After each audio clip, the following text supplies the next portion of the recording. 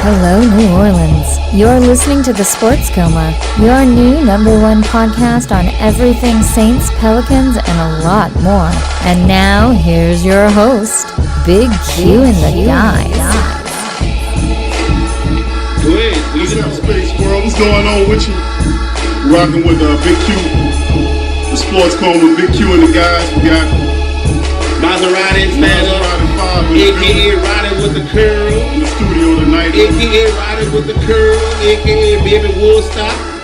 Special guest, we got the blackest man himself, James Midnight Holmes in the building. Blaxuede, what's up, baby? I'm chilling, dude. I'm doing extravagant over here. I'm sitting on the sports coma with two of my partners. My boys, we about to talk Louisiana sports, man. Let's do this. That's right. That's it. What you got, Five? What you First of all, shout out to everybody that's tuned in. Although they misspelling name, they're spelling Swede with an S. That's a big thing. That's all right. Hey, bro. Hey, that's my sister. Only my sister could do that, though. I hear you. All right. Well, look, check this out. This is what we're going to be doing tonight. Tonight is a very, very special show. As y'all know, Sunday is the official day of the Saints opening campaign for the 2016-17 football season. This could be a very long year for the Aints. Me, myself, I'm ready to get my paper bag out. I don't know about you, Sway. I don't know about you, but I'm ready to get my paper bag out. Y'all can boo me. I see the boo faces going up. I'm kind of wishy-washy with you on that, man. It's very much possible that we may use the paper bags this year, but I'm going to go ahead and let this first game determine how I'm going to look at the rest of the season. I agree. And that's very, very interesting because the Oakland Raiders, who haven't done much since the 2003 campaign? 3 Super Bowls? Yeah, right. That campaign pretty awesome. Who they invented the tuck rule for? Yeah, those guys. Right. So they are actually Vegas is calling that game even pick how they see it. So again, that's going to be a very, very interesting matchup. We don't get to play these teams, the AFC West, very, very often. This year they're on the schedule, so shout out Rome. I know you will be there. I think they play Kansas City if I'm not mistaken. So I know Rome will be there dressed in his full Chiefs attire. Another interesting thing about that game is it's going to also test our cornerbacks, man, because you're going to have Michael Crabtree, you're going to have Amari Cooper. You know, it's really going to show test these young cornerbacks. Because I'm going to be honest with you, looking through the preseason, besides the fourth game of the preseason, I really didn't have any trust in them guys, dude, at all. I still don't trust them. Well, I mean, I'm gonna be honest with you. The deal, Aaron Glenn, the secondary coach for the New Orleans Saints, we got to give him a lot of credit. We talked about that on prior broadcast, dealing with Aaron Glenn, being a part of Dennis Allen's crew, and he's teaching those young cornerbacks how to play the position. Devontae Harris and Ken Crawley, not household names just yet. At all. Not at all. At all. But Devin Breaux is gonna have his hands full. I think Devin Breaux is a beast. Don't get me wrong, but I think we putting a little bit too much on Devin. He just had 1 year. Let's give him a couple years to kind of, solidify that title. And P.J. Williams is very much a question mark. Was kind of didn't like the Cortland Finnegan move. You get rid of Cortland, but I understand what that's about. That's Mickey Mouse Loomis doing his little game that he played. But when he'll release the veteran guy, then after week 1 he'll re-sign him when his contract not guaranteed. That's what kind of stuff that they like to do. Well, I mean, that's what Mickey Loomis does. Well, yes, but that's smart business, but as well. But I anticipate them probably bringing Finnegan back in some form of fashion down the line, just like they did Jari, which we mentioned that. We did. On that. Shout out Murder Mook, Terrell. TJ just joined in. What up, T? Glad for the support, man. I want to also comment on my man Rome. This comment said they gave Breeze an extension with that dead arm. Hey, Rome. Hey, Rome, let me say this, Rome. Hey, Rome, you know I have love for you, baby. But my quarterback better than your quarterback. Yeah. My quarterback better than your quarterback, Rome. Yeah. What Rome said? What you were saying, Sway? Huh? What you were saying? Well, I mean, with Breeze, you know what I'm saying? And as far as him saying he has a dead arm, it's no secret you keep waking up, you're going to age. That's what Breeze is doing. Right. Right. But you can't deny. Boy, he aging gracefully, though, bro. He's been putting up numbers. Yeah. He's been constantly putting up numbers, and he's been holding that defense down. Now, would I have given him $100 million for 4 years? He'd have to show me this season. We would have talked after the season. Right. But I definitely agree with the 44 two-year deal. That's pretty much everybody's leaving the table feeling like they're winning. I can go with that. This is my thing on the Saints, though, right? Again, like we touched on the show the other day, right? The thing with the Saints, right? The whole roster, right? You got the Saints cornerbacks and secondary. You got most of the rest of the defense. You got the wide receivers. If this was a grocery store, right? You got the cornerbacks, defense, wide receivers. That's generic. King Vitamin, Kaboom, and Fruit Rings. They all on the same shelf. They all on the same shelf, man. Something has got to be done, man. When are we going to get some name brand players? Listen, I know. Bro, listen, man. Come on. I know. Didn't I tell you about it? Go ahead. I know we're in New Orleans, man, and I know it's difficult to attract that free agent to New Orleans. No, it's not. It is because we don't have we as a city to an athlete. You got to understand, man. These guys are worth millions of dollars. What do you have in this city, right? That's going to attract a millionaire, a guy with millions, a 20-something-year-old guy with millions of dollars here. Listen. Besides, the French Quarter and Metro. This is a party city, okay? But we have a lot of other great sites throughout the city. Come on, we live here. We know what time it is. Outside that, I think a lot of things is going on with free agents that we get coming here. Understand that we got a Hall of Fame quarterback, a young and up and coming defense. Because I think this defense is not going to get any worse than what they've been over the last couple of years. Right. Now we got short term. memory. We tend to forget that the Saints just a few years ago were ranked number 4 in the NFL in total defense. We forget that. We had good coaching. Right. But you know what I'm saying? So a couple of years of 34, 31, we bottomed out. So we do for an upswing. And I think Dennis Allen is a serious coach. He's going to bring that. He got the staff. He got the talent. I think they're going to make it happen on the defensive side of the ball. My concern was the offensive line, which they addressed with Jari Evans. Did they really? I think so. Is that your answer? You got to understand the way Jari took 2 pay cuts, and the third pay cut they wanted to give him. He said no, and they cut. He went up to Seattle. He had a chip on his shoulder. He coming back with a chip on his shoulder.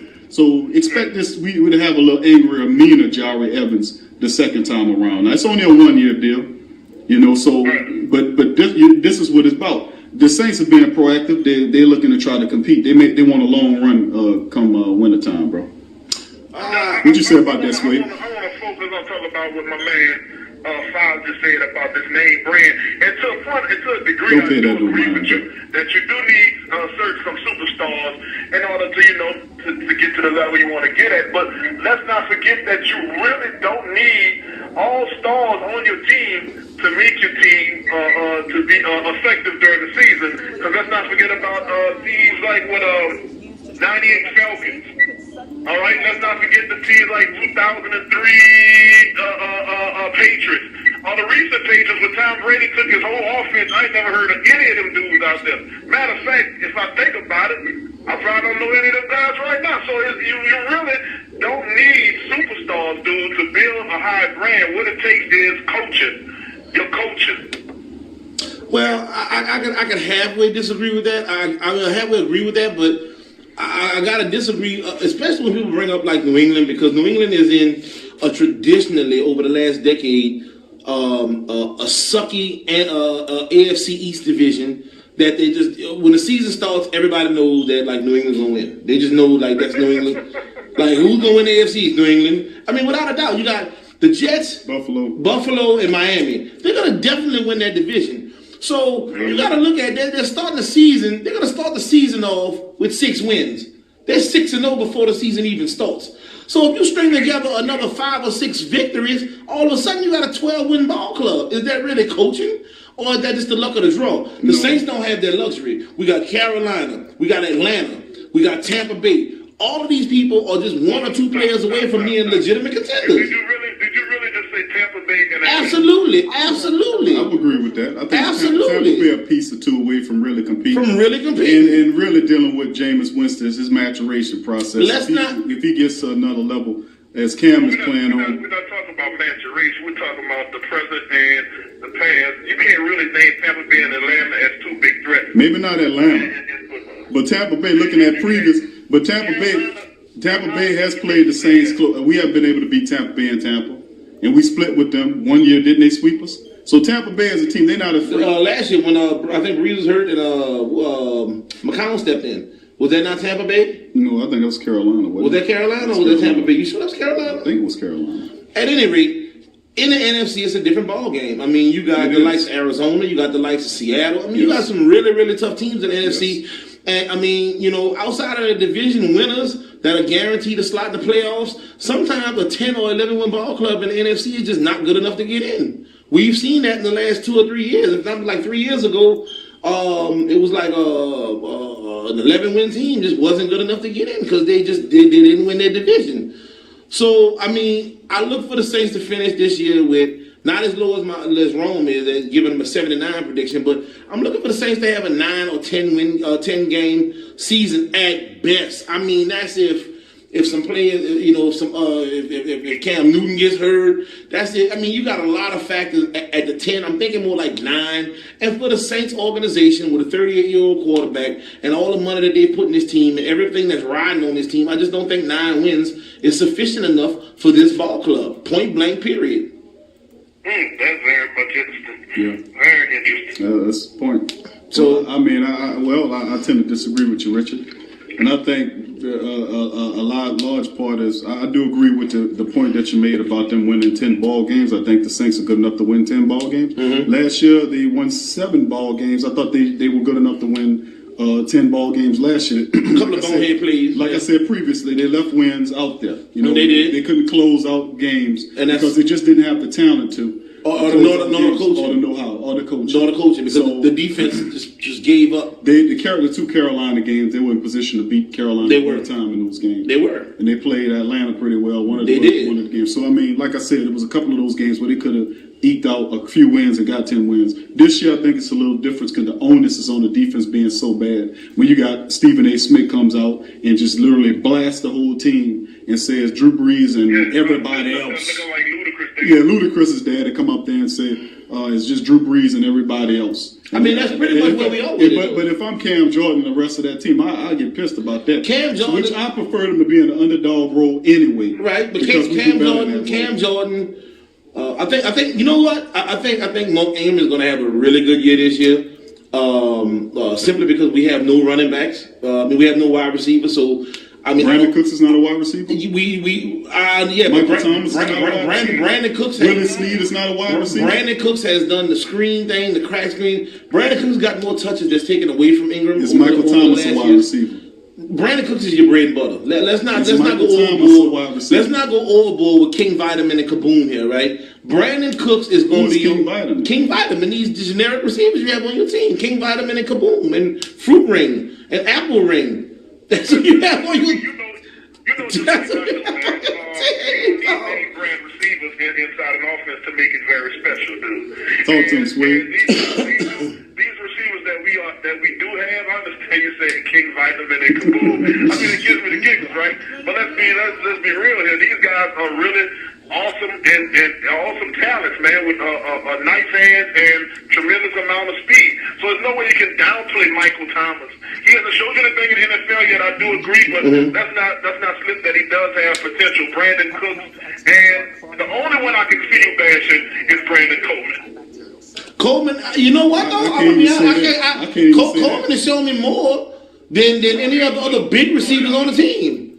But Cooks is just not that guy. Cooks is like, I don't know, he's like slightly taller than Papa Smurf, right? And he's really fast. He's slightly taller than Papa Smurf, and he benches like 115 pounds. Look, man. I mean, what are you going to do with that, man? What are you going to do? Brandon Cooks' games is speed. He's a very elusive guy. He's very quick. He's probably one of the fastest guys. We don't need elusiveness. We need somebody going to get down the field. No, you need a guy he does his position well. He's a guy that can run the routes he needs. He's a deep ball threat.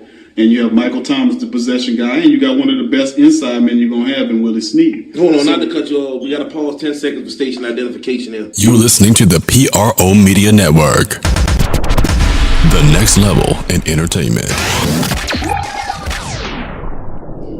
Yeah, now what you were saying about Papa Smurf and company? Well, Papa Smurf, as you call him, Brandon Cooks, to be respectful, is that he's a very talented receiver. He had an awesome year last year to establish himself. I think he's getting comfortable with the system that he's in, and I actually think that he was lacking a true complement last year. Willie Snead was more of a slot receiver than he was a possession guy. I think Michael Thomas is the true possession receiver. He runs excellent routes. He goes up and tack the ball at the highest point. He is the perfect complement. Shout out Willie Snead. Willie Snead, your name sounds like you don't belong playing football, but you were like by far like the best thing we had. Willie He's supposed Snead. to be rapping like Isn't that the guy that played in Ghost? No. Oh, Willie Lopez. Willie Lopez. Oh, all right. Okay. All right, well, hold on. Y'all got I just made me lose my train of thought. Receivers that we had, we won the Super Bowl with Marcus Colston and Devery Henderson, Robert Meacham, Lance Moore, Courtney Rogan. These are people that they are not superstars, but they were enough for us to get a Super Bowl ring. So that goes to show you we don't need. We can work with Kaboom and King Vitamin. I don't see it. I don't see it. Way. Like Rome just chimed in and said, and shout out to CC the author for joining in too. My homegirl, big on promotion and stuff. Anybody needs anything done for a promotion, get with her. But like he says, man, the tight end will have the most catches because he's gonna be the only guy open, big enough to throw to most of the time. We don't have anybody. You know what? This is the thing, right? If if the Saints, right? Here's the thing, right? If all I had in my house was a can of soup, and like the Saints were at my house, I couldn't even eat a can of soup because they don't have nobody to take the top off the soup. Nobody to take the top off the defense. We don't have nobody getting downfield. Nobody. Me, Brandon Cooks gets down. There's his name again. You want me to get down the field? No, you said catching nobody. the spot. And Tommy Lee Lewis is another. Tommy Lee Lewis. Yes, that's the Men in Black guy, right? No, that's Tommy Lee Jones. All right, come on, man. This is a joke, man. Come on, y'all gotta wake up, man. Listen, let me tell you something. What? You got people in the NFL that's stars. Okay, they got star caliber guys, but they got role players. Right. Okay, now we can sit up here and say, and everybody that know about sports knows the difference between a star and a role player. Mm-hmm. Now, if you look at the NFL as a whole, what do you have? More stars or more role players? You got more role players, but there's no doubt you got to have stars on the team. Point blank, period. Well, you have stars. You got Hall of Famers. You got a Hall of Famer on the team, leading the team at the most pivotal position, right. At the quarterback position. Well, no, not just that. Baltimore did it with Ray Lewis leading the helm. Well, that's a Hall of Famer, though. Right, he's at a position of leadership in the team that he can affect change at the most pivotal area, is what I'm saying. Uh-huh. And I think Drew Brees, you the best 10 years, he missed, 2 games in a 10-year span? Brees. And then they're really talking about longevity here. Mm-hmm. Then people really, I've heard not too smart fans come out and say, we need to let him go. And let him go for what? For Luke McClown and the guy that they cut? Hey, man, Grayson, Luke McClown, like 350 yards last year.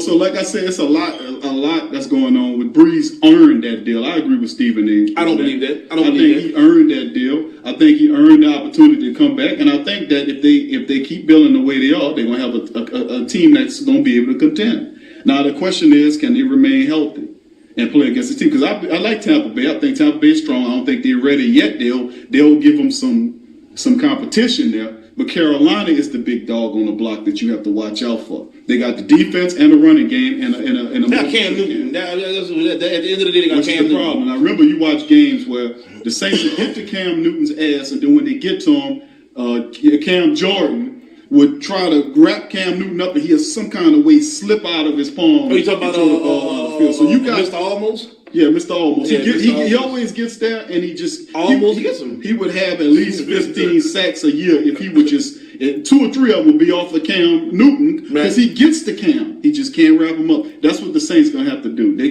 got to avoid bad tackling, and when they get to the quarterback, they got to make it happen. Now, interesting sidebar. Of course, we know Jair Evans. They signed him. Of course, he's gonna start at the right guard. Of course, they signed.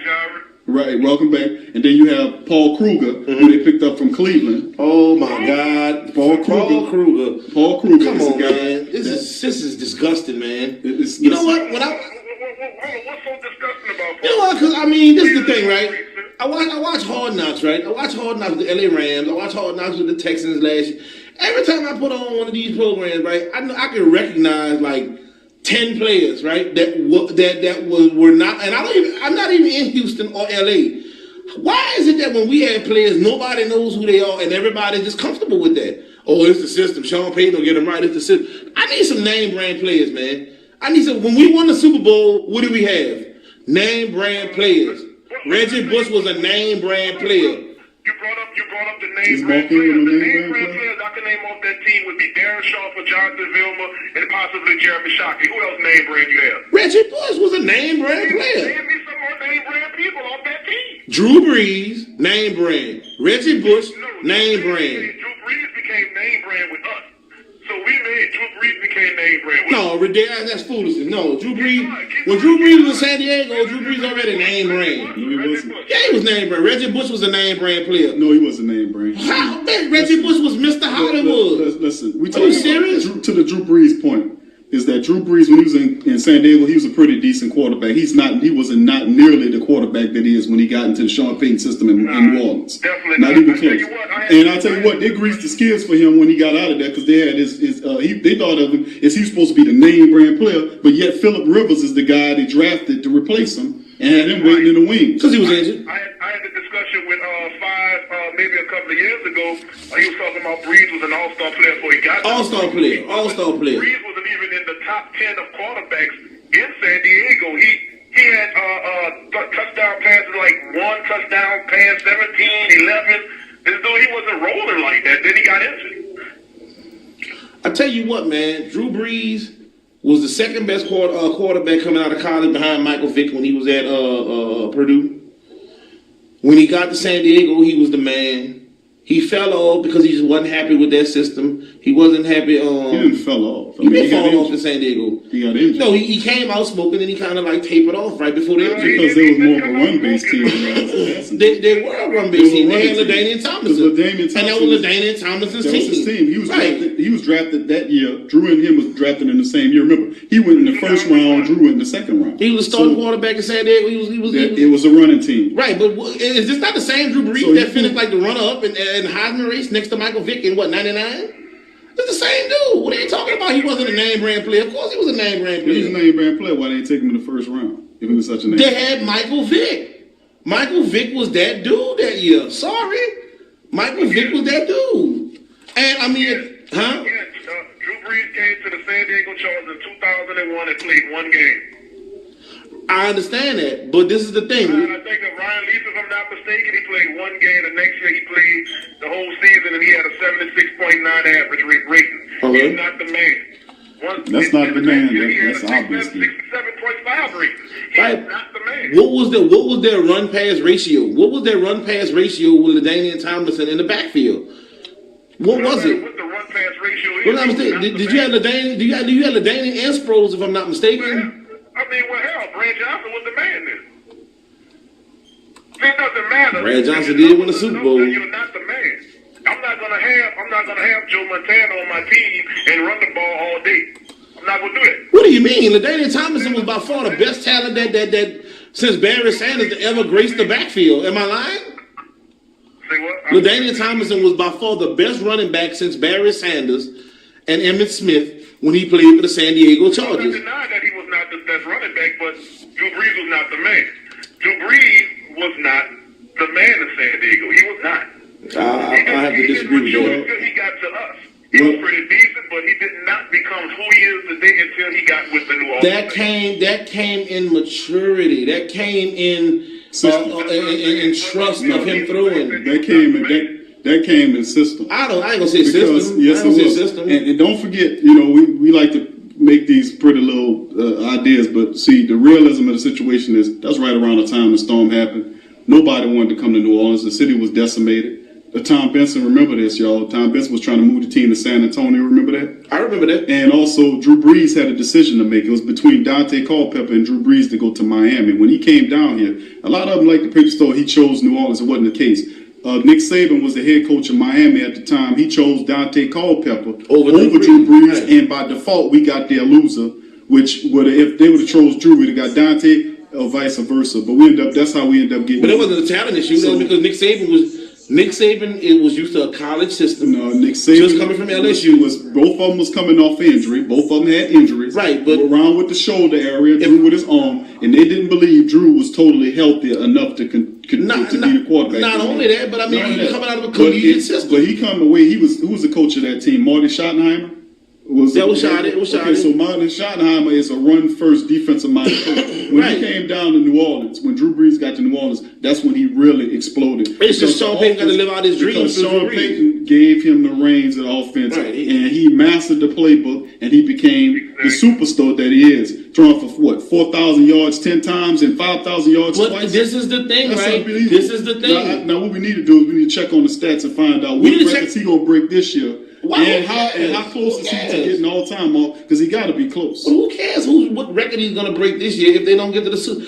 At the end of the day, it's about championships, man. Listen, they're not putting enough people around this guy to win a championship. He's 38 years old. I disagree. If he does not do it this year, it's over with. It's lights out. It's done deal, done dollar.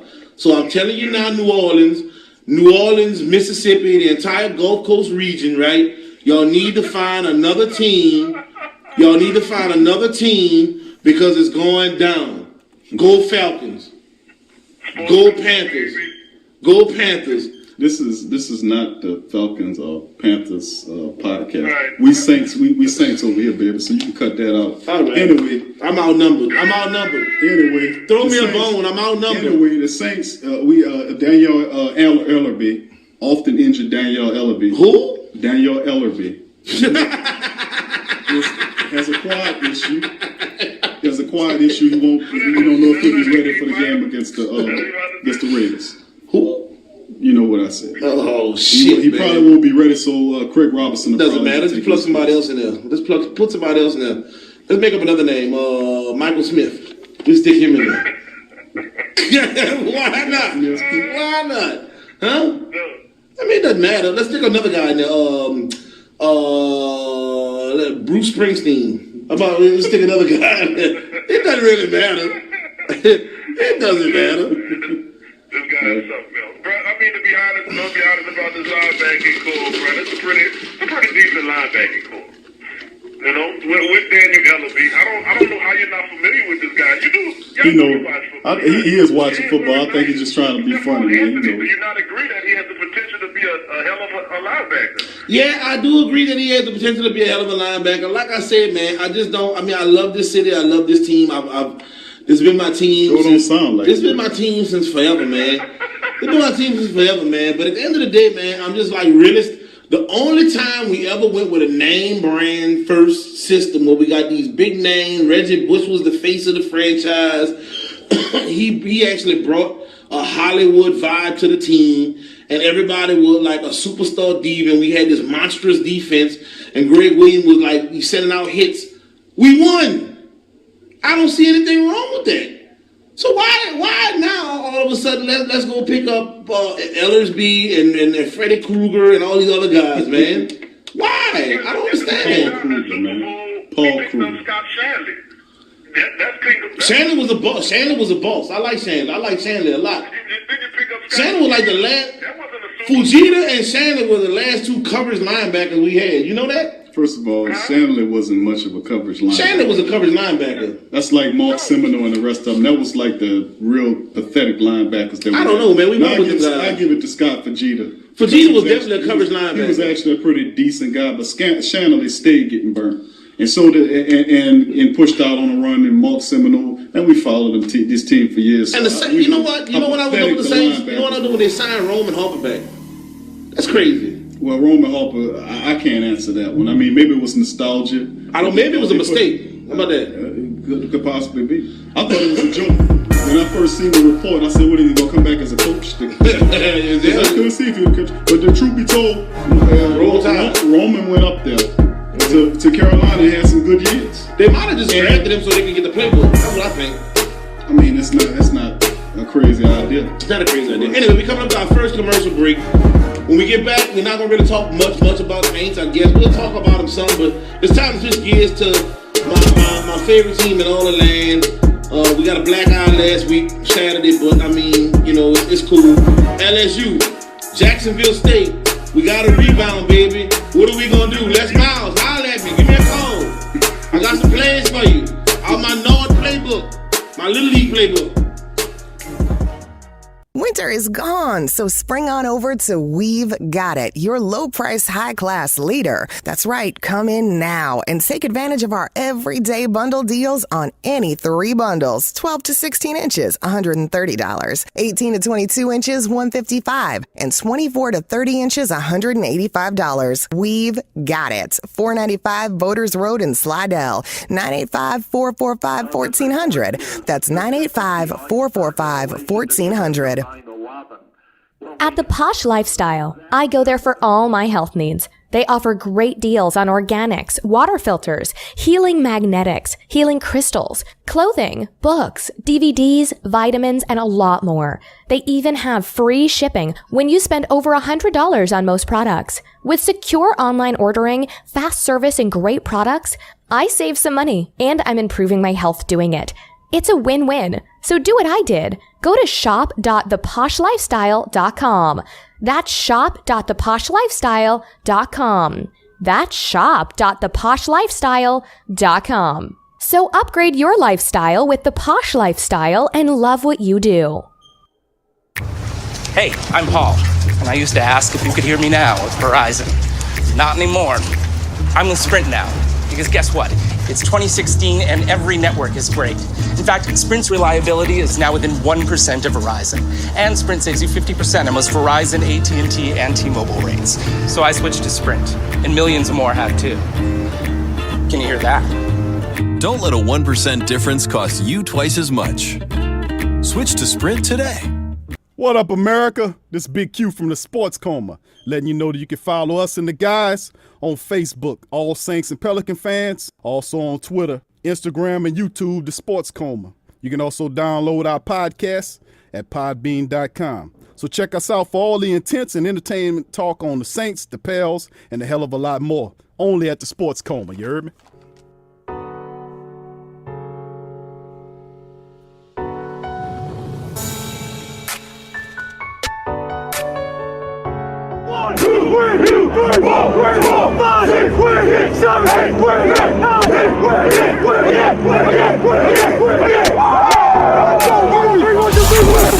Get ready, New Orleans. It's time for the Sports Coma with Big Q and the guys, telling you everything you need to know about the Saints, Pelicans, and a whole lot more. I ain't gonna say it no more.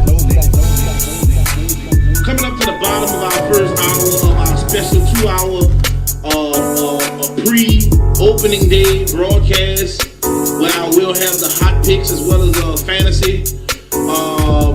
We just had a really interesting segment about the New Orleans Saints and some of the shenanigans they put up. By the way, shout out, man, to everybody that's listening to us. Shout out Purple Rain. If you got any wedding event, baby shower, splash, if you just want to come up there and hang out, man, give the Purple Queen a call, 95-445. No. She's going to kill me if I forget this number, yo. It's, look, I'm going to just 95-445-0217. Say it again. 95-445-0217. One more time. I said 95-445-0217. For the 4th time. I feel like Mike Jones. That's a plug. So that is what they call a plug. Now, moving along, this is going to probably be Sway's favorite segment. My LSU Tigers, right? LSU. My LSU Tigers are set to play Jacksonville State in what has got to be the Valentine's Day Massacre if their national championship hopes and dreams are to stay alive. Les Miles, you know what you did. I know what you did last summer. I know what he did last Saturday.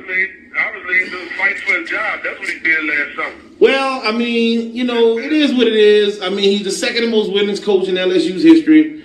But he's the first luckiest coach in LSU. He's got the most championships in LSU at LSU in his tenure. It is what it is. Okay, what's your point though? Well, my point is we can rebound from this, but it's going to take a lot of work and it's going to take a little help from a couple other people. Definitely right now, man, Alabama looks unstoppable. Alabama looks unbeatable. That's all fine and dandy. We know that because We just know that Bama's gonna do what they do every year. I looked on Facebook the other day. It was the funniest thing I seen, dude, where they had Les Miles' playbook, and it was a picture of the Tecmo Bowl screen. That's hilarious. I'm sorry, brother. Yeah. Oh, that was pretty good. It's pretty much what Les Miles is doing right now. It's so predictable, man. And you know, he has the best players in some of the best players in college football, man, and he's not utilizing them correctly. He's I don't not. know what's going on. It was the fact they were about to get rid of him last year, and I guess they felt everybody loves Les Miles. They keep him, and then he shows us against Wisconsin why they were trying to get rid of him. The powers that be probably sitting back and say, well, y'all deal with it. Y'all wanted him. You know, and now everybody's whining saying he has to go. Well, you remember I have that. a question. Do y'all see Les Miles losing his job mid-season? No. No. That's not how we do things. Now, if you remember, before the last time they were, the only reason Les was on the way out because Jimbo Fisher was lined up to take the job. Yeah. And there was a confirmation from Jimbo Fisher that he would take the job. At the last minute, Fisher changed his mind and decided to stay with Florida State. Correct. And then he read up with Les Miles. Correct. So that's how the play went down. But the truth be told, we can use Les Miles as the poster boy for the bull crap that happened last Saturday, or we can put the blame on where it really belongs, on that crappy offensive coordinator, Cam Cameron, with a double name. That guy there, to me, with the vanilla playbook, with one play run Leonard Fournette against 8 and 9 men fronts. Still 138 yards, though. 138 yards. That's incredible. Shout out to Leonard Fournette. That's incredible. Shout out to Leonard Fournette. He got 138 yards rushing, running against 9 and 10 men fronts. When Brandon Harris was 12 for 21 for $121, something like that. Yeah. 1 touchdown and 2 picks. Yeah, Brandon Harris is by 4 jump. He's trash. No, we're not gonna do that to He Brandon needs to be Harris. burned at the stake. We're not gonna do that to Brandon I'll do it Harris. to him. You don't have to. I will. But we all know that Brandon Harris is a rhythm passer. And what you have to do is to get rhythm passes involved. You do short dump off plays, short intermediate routes, maybe quick slants to build up the confidence to get the rhythm going. Mm-hmm. But if you notice, some of his deep passes it were really flowery, fluffy passes. Like noodle on. Right. Well, not noodle on, but he was doing more of the floater motion. Right. It was in nature. Right. It wasn't. Those passes wasn't coming out of there. Wouldn't command with no command. Right. Those were like floater passes, which gave the DBs enough time to converge on the ball. But my take is it's going to be with Cam Cameron. We can blame the head coach all we want, but Cam Cameron was the one responsible for that play. The play caller. Now we're going to say LSU, but only one segment of team failed LSU last Saturday, which was the that was the passing game. Right. Well, yeah, the passing game. The running game. The defense did what they had to do. Even kept Harris upright. I the defense stopped Wisconsin to 1 offensive score, 1 touchdown, and forced 2 turnovers from Houston. Now the issue was LSU's on the passing side of the ball, and that's my take. Well, I mean, again, this is another really, really interesting thing because I think that the preseason polls were a little skewed. With Oklahoma losing, LSU losing, Mississippi State losing. I mean, the SEC is not what it used to be this year. Just this year, from what I see. You know what? Tennessee had. I know. You know what? We're gonna a couple of days ago. That sounded like we're still the best conference in football. We're just not what we used to be. It's a difference. I heard those words. We're the best conference in football, point blank, period. We're the best conference in football. So I heard that before somewhere, though, what you were saying. Go ahead. Yeah, but check it. This is the thing, right? LSU dropped from number 5 to number, 22? 21? 22, something like that, yeah. Right. That is an unbelievable, unfathomable drop. That's a 6. And Wisconsin goes from unranked up to number 10. Yeah. But I'm an optimist, right? So this is gonna play into our favor, right? Because what I see happening from this is, right, at number 10, if Wisconsin can actually win out in the Big Ten, which is not really the Big Ten is real competitive. You got Michigan State, shout out to them. Michigan, they doing their thing. But if and I think that's your school, Swede, if I'm not mistaken. But if Wisconsin can really do that, what they need to do in the Big Ten and get past State and Michigan, it'll only help LSU further down the ranking because their loss won't look so bad. I think the loss if LSU would have played Wisconsin this week at number 10 and lose, it would by 2 points, it wouldn't be such a bad look. Number 5 losing to number 10. You know what, 5? You also got to take into consideration It may be that Wisconsin is just that good. They may just be that good. But preseason rankings are going to always rake you over the coals with it just being that good thing. You know what, though, Suede? I hear what you're saying. I got to give credit to them because they were stout against, well, I ain't going to say stout against the run because Leonard still hit them for 138. Shout out to Leonard Fournette. So, hold on, Keith, before you say that, Fournette did get 138, but let's not forget what they did him before he started breaking loose. Because they were shutting him down. If I'm not mistaken, they were stacking the box, yes. Started getting yards in like the second half. Well, he had a few runs in the first half. He didn't really get going to the second half, and that's how most power backs saw they get chunks of yards. That big gains the second half when they start weighing on that defense. Yeah. But if you look at what Fournette did against that by itself, and I mean, like I said, I got to keep kind of reiterating this, is that the fact that 9 and 10 men fronts, knowing that Leonard's gonna get the ball, I still get 138 against you. I'm still getting it on you. And like I said, my thing is not with Brandon Harris, but it's with the offensive coordinator. No rhythm there whatsoever. Although he threw a touchdown and he had that meaningless, I don't know, well, that last play was bad ball placement. He did a great thing. He eluded the sack and fixed his eyes downfield and just, I don't know what he did. I don't know. That was just I read a comment from Les.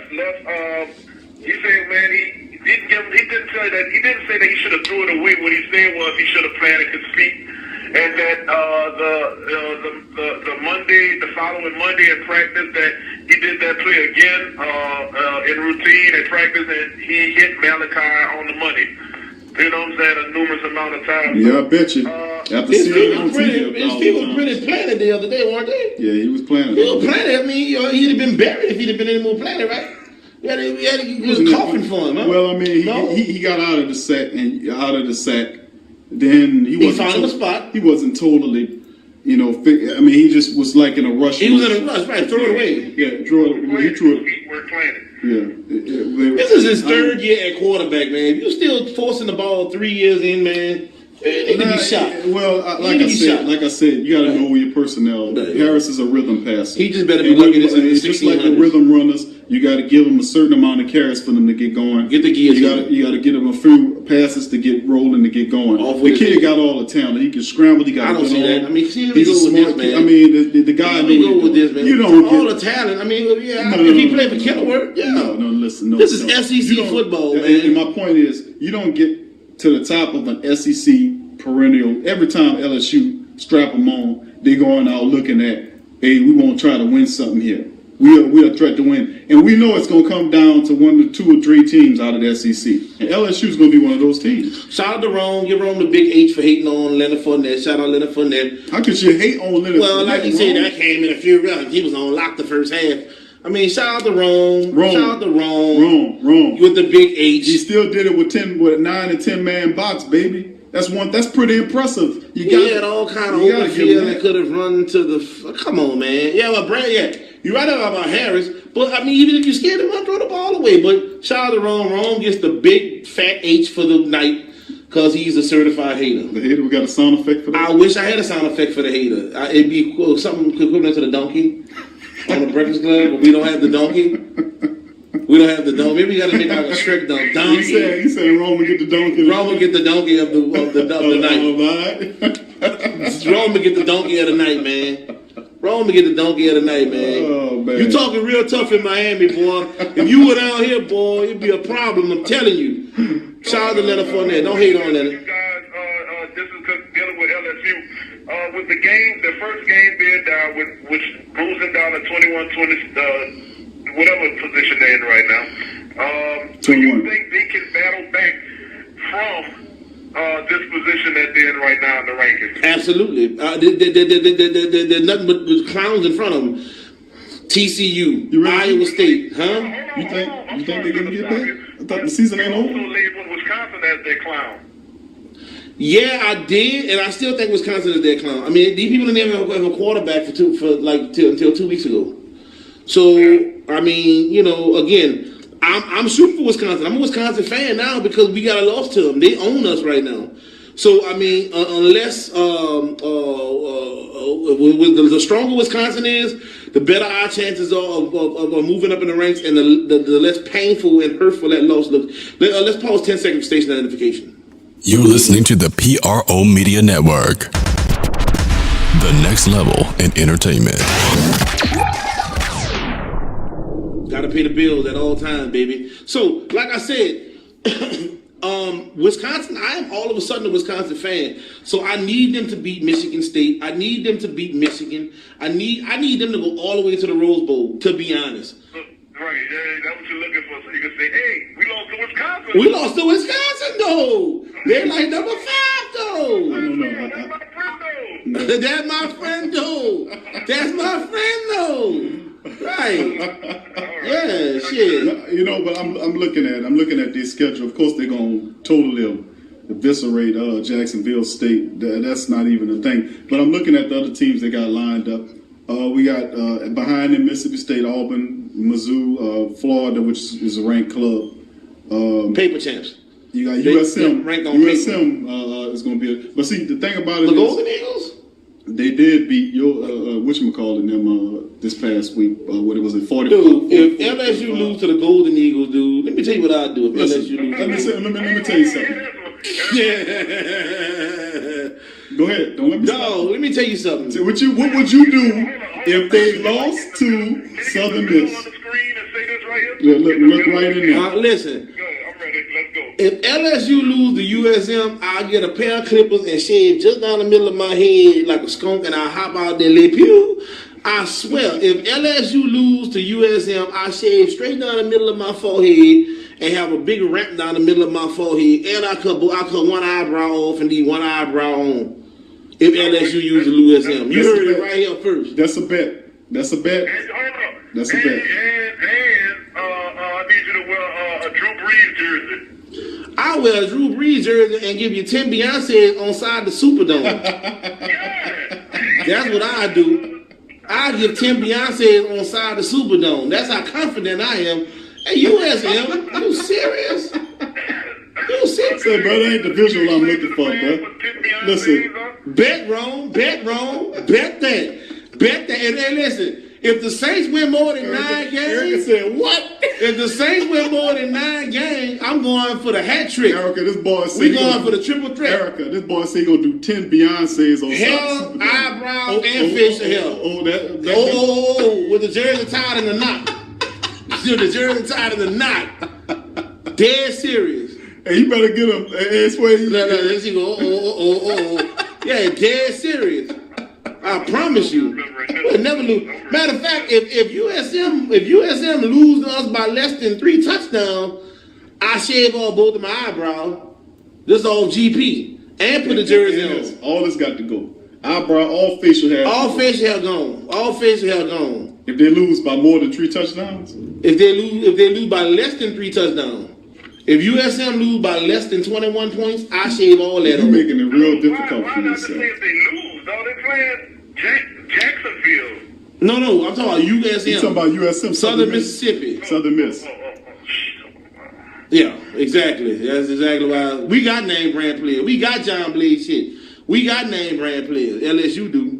Oh, y'all ain't got Frosted Flakes over there. Y'all ain't got. Oh, we got Lucky Charms, Frosted Flakes, Fruit Loop. Yes, y'all playing with Fruit Ring and King Vitamin and Kaboom and potted meat. Potted meat. Pork. Beef. That's y'all playing with that. So. Yeah, man, I think LSU could definitely claw their way back in it, man, looking at, just who's ahead of them.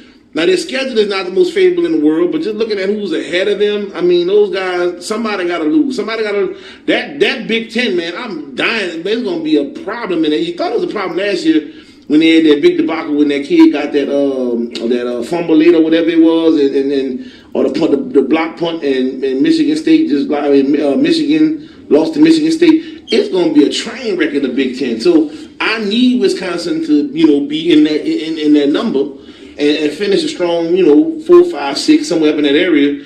And LSU can claw their way back in. All we got to do is beat Alabama and win the SEC, and we good.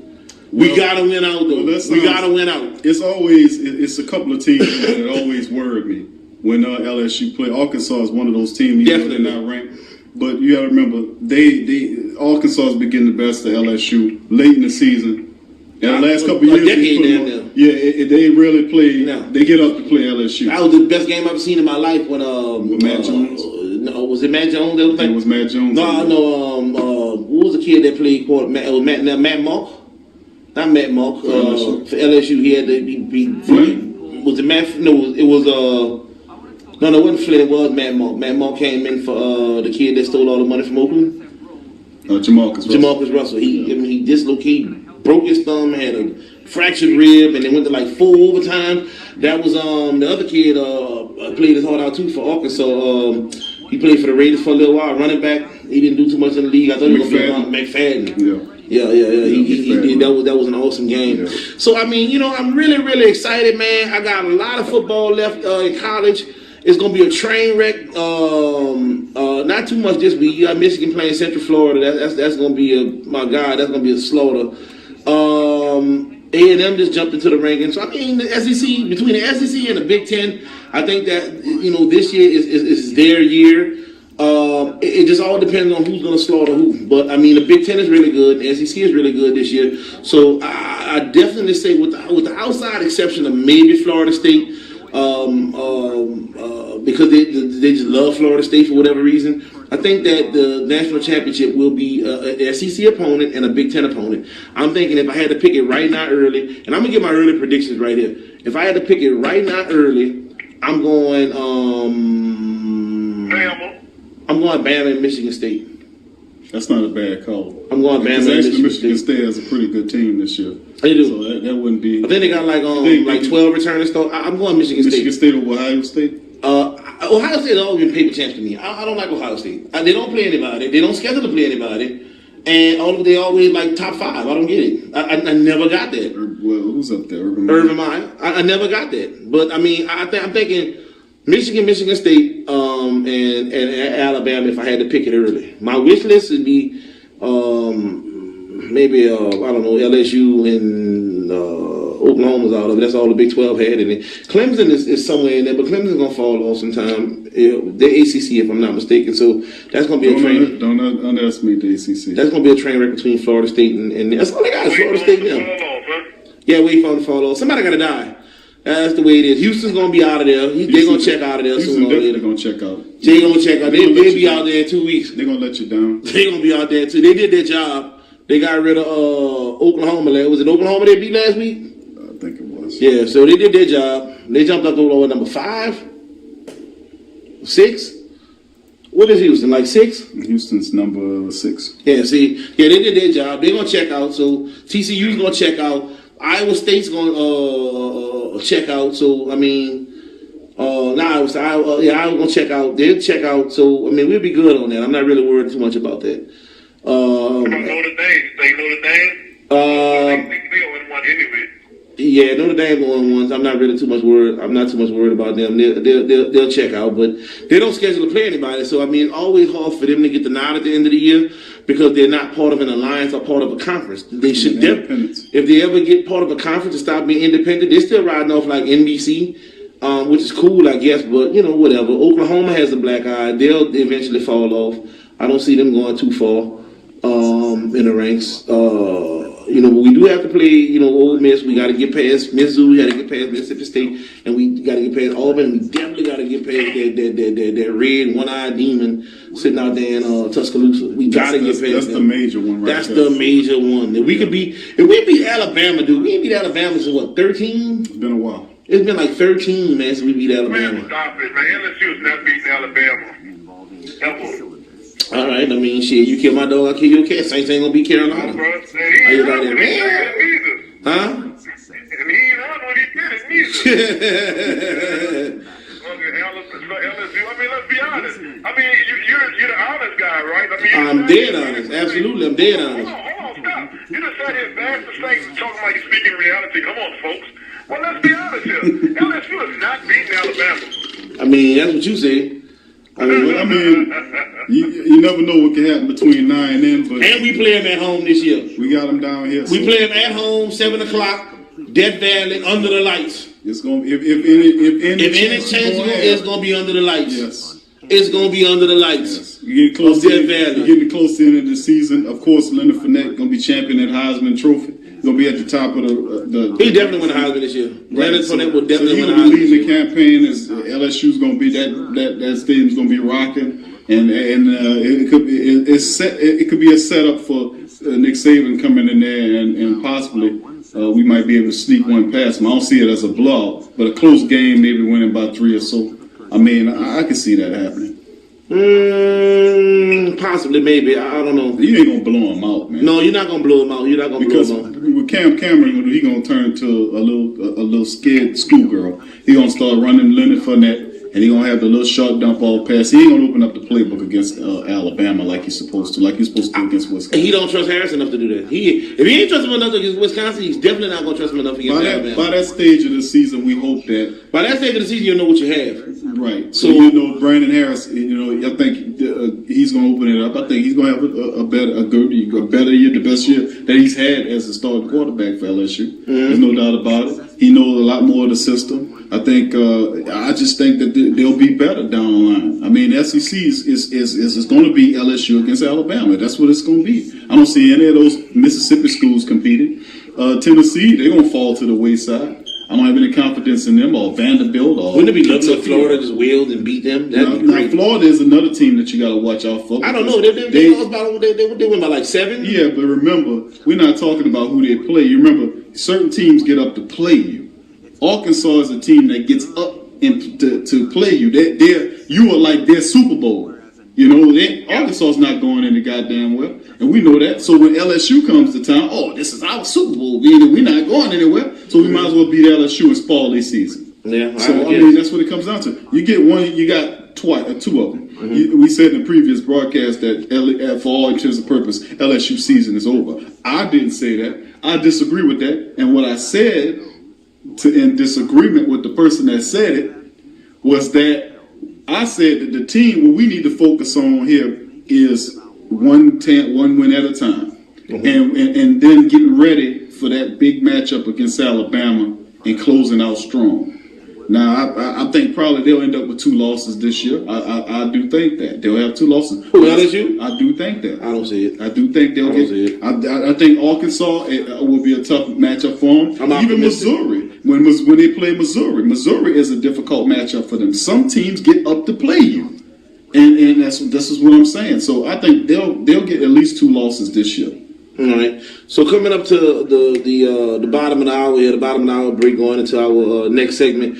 We're going to make some hard picks here, and you're going to write them down, right? Yes. And we're going to have a gentleman's bet, right? We're going to have a gentleman's bet. Maybe we'll do a daiquiri, or we'll do some Amsterdam or some Ciroc or whatever. No Beyonces. No Beyonces. No Beyonces. No Beyonces. Okay, no Beyonces. No Beyonces. So, my pick for... Hey, Sway, we're going to make sure, well, if that happens, bro, you're going to pay that bet. Well, my pick... You gonna be, and this guy, oh man, hey, he gonna be Facebook famous, bro. I mean,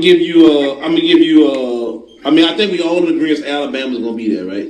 Yes. I think all 3 of us agree Alabama, so I'm gonna give you 2 picks to go with to pair up with Alabama in the national title game. I'm going Alabama, Michigan State. That's my 12. Michigan State or Michigan? No, I'm giving 2. So we're going Alabama for sure, and then we're gonna do Michigan State. I'm gonna do Michigan or Michigan State will face Alabama in the national title game. So you can write mine down, and who you got? Go ahead, Sway. Well, let me see here. I'm gonna go ahead and say Bama.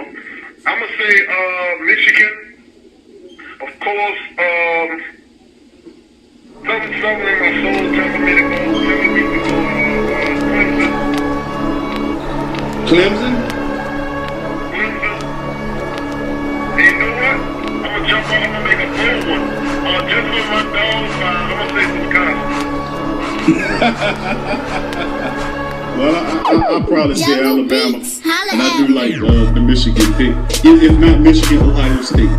All right, so you got Bama, Michigan, Ohio State. That's right. And Sway got Clemson and Wisconsin. All right, and I got Michigan State. Right. All right, that sounds good to me. Coming up next hour, I need everybody that's following us right now on Facebook, man. Share it around, get everybody up. I got it right here, baby. I got them locks. I got them keys. Y'all trying to get y'all weight up. Y'all need that extra money. I got it right here, and it can be yours starting tomorrow night. Stay tuned. They say I'm too big. I'm too fast. I'm too tough. I'm too pretty. I'm not pretty enough. I win too much. I have to stop. They say I'm too me. I'm not what they want me to be. I still win.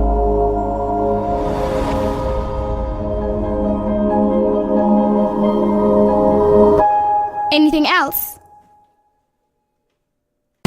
Yo, watch it.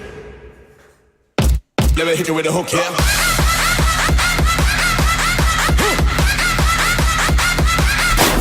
Watch it. They don't want us to do plans. So what we gonna do? Silk.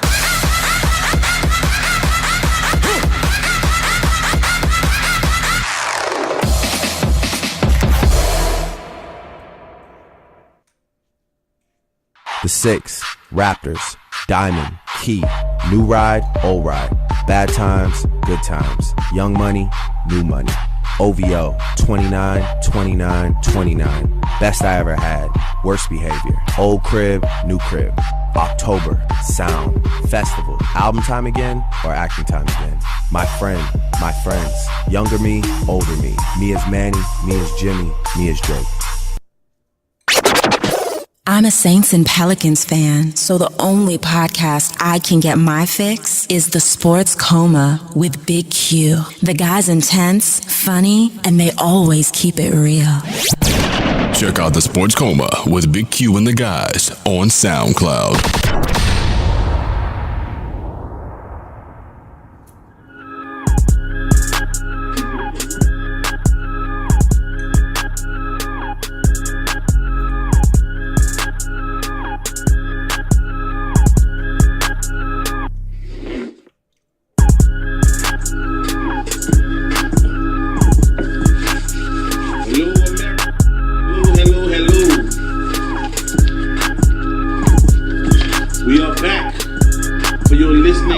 Pleasure. This is the Sports Coma with Big Q and the guy. I don't know about this other guy. I don't know about this other guy. Let's some juice, baby. We're not eating anything. All right, here we go. Y'all know what time it is. We're about to go around the college and professional world, and the Swami, Roddy with the curls, about to give you his ball till you fall, deadlock picks of the week. Should give you a drum roll. Drum roll? Okay, let's try that again. Okay. As y'all been waiting, I know y'all been waiting for this. Coming from New Orleans, Gentilly. See, I ain't played the drums when I was in school. You could tell. You could definitely tell. The Swami himself, Roddy with the curls, about to give you his ball till you fall, deadbolt lock picks of the week. Dun, dun, dun.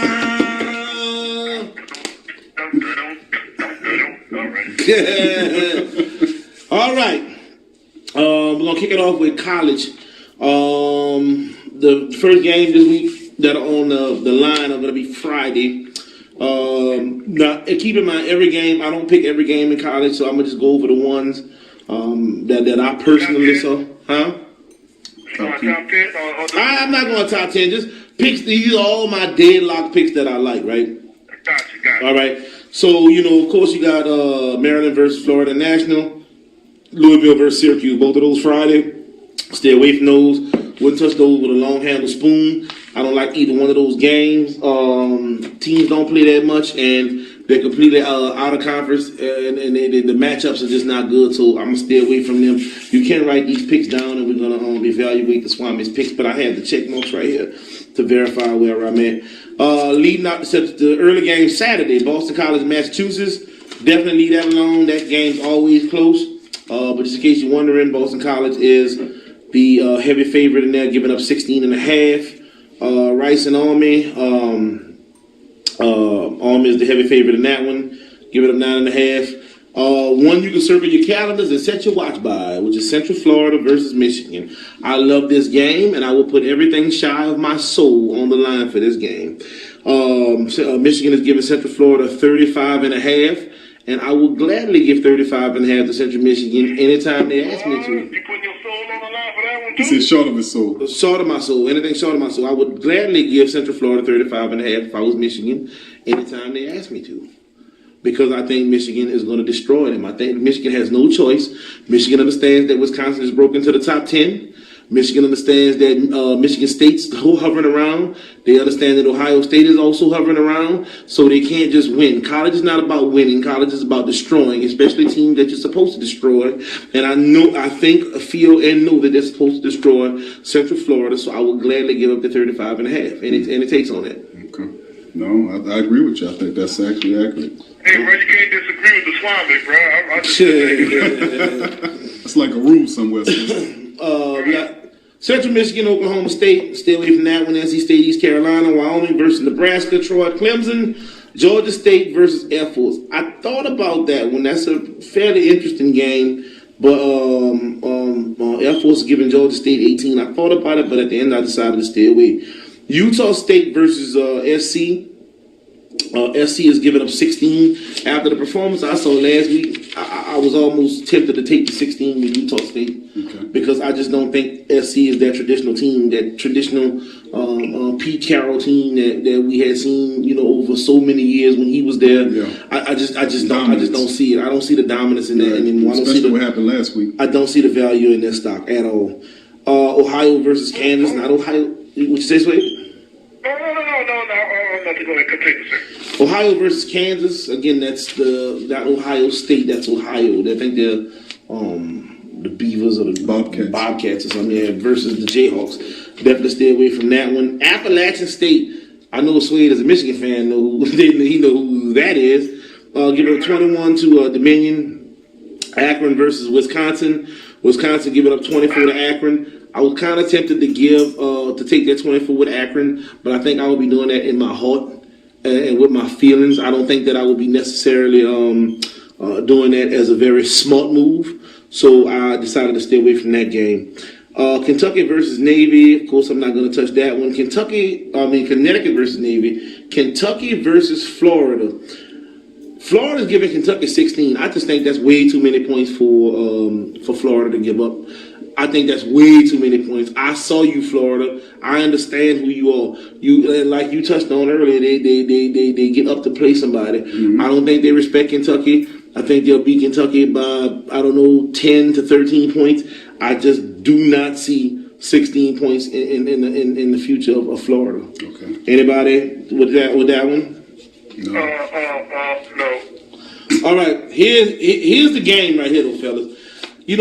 Every year, man. And I tell people. You're gonna start this off like an old school R&B song? No, I'm not. Every year, man, the bookies give us this one game that if you got like $50,000 or $100,000 to stash away or access to it, even if you can go borrow it from somebody, you gotta get it. You gotta get it. And I'm gonna tell you why, right? I can't pass this up, right?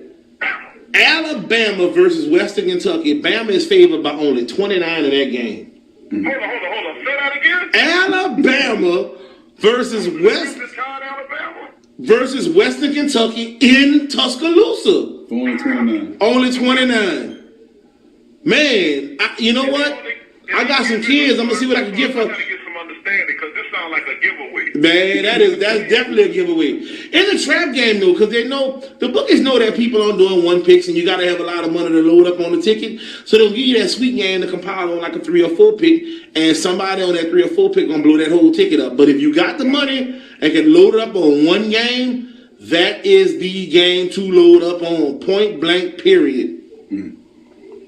Alabama and Western Kentucky. Western Kentucky. 29ers. Not Eastern Kentucky. Or Northern Kentucky, or Southern Kentucky, or some nigga, Western Kentucky. Yeah, the Hilltoppers. Man, unbelievable. When I saw that, I was just wow. Yeah, I was wow. That's great. I was wow. Let's get to the NFL, man. Well, I got a few more here. Go ahead, do your thing. I thought that was the cream of the crop right No. It's not the cream of the crop, because they got another one that seemed like a giveaway, especially because of the adversity this team is facing right now in Oklahoma. They're playing ULM, giving up 46.5 at home versus ULM. I'm not gonna lie, I have to give them 46.5 up against ULM. I'm not gonna lie to you. I just think Oklahoma has to win. They have to win big. ULM traditionally is just a suck ass school, and I gotta give the 46.5. Tell us how you real feel. South Carolina, Mississippi State. Mississippi State is actually giving South Carolina 6.5. I gotta take them 6.5 with South Carolina after watching Mississippi State play last week. Right. I have no choice. Georgia Southern versus South Alabama. It's the same South Alabama team we saw last week that beat Mississippi State. Mm-hmm. They're giving up. They're getting 13 from Georgia Southern. I gotta take South Alabama. Yeah. I just gotta take it just because of what they did to my SEC team last week. I can't help it. Another gotta win, must win game. UCLA UNLV. UCLA is giving 26 to UNLV. I love that one, and I like Virginia versus Oregon. Oregon at home giving up 24.5 to the Commodores. Really? I like that. I'll take that. Yeah. All right. Moving on to the NFL. This tomorrow night's game, Carolina Panthers versus the Denver Broncos. Thursday night football, Super Bowl rematch. Carolina is giving up 3 points to the Denver Broncos, and I gotta tell you, I gotta give up them 3 points with Cam Newton. Even though they're playing in Mile High, I gotta give up them 3 points. I'm sorry, I just do. Denver has nothing at quarterback. I gotta do it. Atlanta giving up 3 to in the NFL. I go over all the picks, but I'll let you know if I like them or really love them. I really love this one. Atlanta giving up 3 to Tampa Bay. I like Atlanta giving up those 3 at home in the Georgia Dome to Tampa Bay. Minnesota, I like it, not love it. Giving up 2 to Tennessee. Philadelphia giving up 4 against Cleveland. I think Cleveland is such a dumpster fire. I just gotta give up 4 points, especially Philadelphia at home. Cincinnati Bengals versus the New York Jets. I haven't seen much of Cincinnati play, but I mean, it is the Jets. The Jets are horrible, and I gotta give it to Cincinnati. I gotta think that AJ Green and Andy Dalton are gonna they're gonna beat the Jets by more than 2.5. Oakland and New Orleans. This is an even pick, ladies and gentlemen. So I mean, at home, I gotta take the Saints. As a matter of fact, I'm sorry, it was an even pick when I saw it earlier. Now the Saints are giving up 1, which is still an even pick. So I still gotta roll New Orleans at home on that. Like I gotta think that New Orleans is good for at least a field goal over Oakland. Mm-hmm. Chargers Chiefs. I gotta take the giveaway, right? Huh? Chargers Chiefs, that's a giveaway, right? They're giving up 6.5. I got 7 on my chart, and I gotta take the 7. I'm sorry, I gotta take the 7. Buffalo and Baltimore, I gotta take the 3. I just gotta take the 3 because I just don't think the Ravens have much out there. Buffalo is always this team that comes out the gate smoking. They'll win their first 3, 4, 5 games, and then you won't hear from them for the rest of the season. That's true. Yeah. Chicago and Houston, I love what I've seen from Houston in the preseason, so I'm gonna definitely give up those 6. The Packers in Jacksonville, I love Aaron Rodgers against Jacksonville, giving up 4.5, even though they're playing in Jacksonville. That's good. Very good for that. The Fish and the Hawks. Sea Chickens giving up 10.5. I'm taking the Fish. I got a rule of thumb. You give up 10 or more in the NFL, you got to take the points. I'm taking the points. Other afternoon games, the G-Man and the Cowboys. The G-Man have no idea who's going to be at quarterback. We don't know what's going to happen, so I'm definitely taking the G-Man over the Cowboys at an even pick. The Lions and the Colts. Colts 3.5 over the Lions. I'm definitely taking the Colts on that one. I love Andrew Luck. What about the Pats and the Cards? Pats and the Cardinals. I gotta go Cardinals. Over there. I'm NFC, baby. Yeah. Oh, we right. Yeah, Plus NFC. Brady ain't there, so. Plus Brady ain't there. He suspended the first 4 games. Yeah. Monday night game, Steelers and the Redskins. I gotta give up them 3 points with the Redskins. Okay. I gotta give up those, and Los Angeles and San Francisco. I think I'm gonna give up those 2.5 with the Rams. Their first game in like 1,000 years in LA. I just gotta give the Rams the confidence and the nod. They're gonna be pumped. The city's gonna be pumped. Let's pause 10 seconds, station identification, and we'll get back talking about this.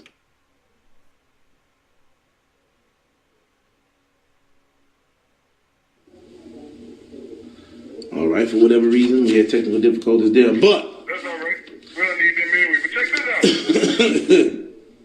But check this out, man. And I'm making this bold predicament here, and a lot of people disagree with me on this one. And I don't even like this team. Is that the commercial? No, sir. We listening to you. A lot of people really disagree with me on this, and it's that I think one of the top teams in the running this year out the NFC is going to be the Dallas Cowboys. And surprisingly so, because I feel Prescott is gonna show up this year, along with Ezekiel Elliott and along with Dez Bryant and that awesome top-notch offensive line. Those guys are gonna put up a lot of numbers. How many games is it gonna take them to get it together, though? That's the question. See, this is week 1. Yeah. Well, I don't think it'll be that many. I think they're gonna start off. I think they're gonna just shoot off right at the beginning. Right at the beginning, they're going to roll it out. Are you willing to take that chance against a Giants team full of veterans? I definitely would take it against the Giants team. Full of veterans? Full of veterans? Odell Beckham, my little brother?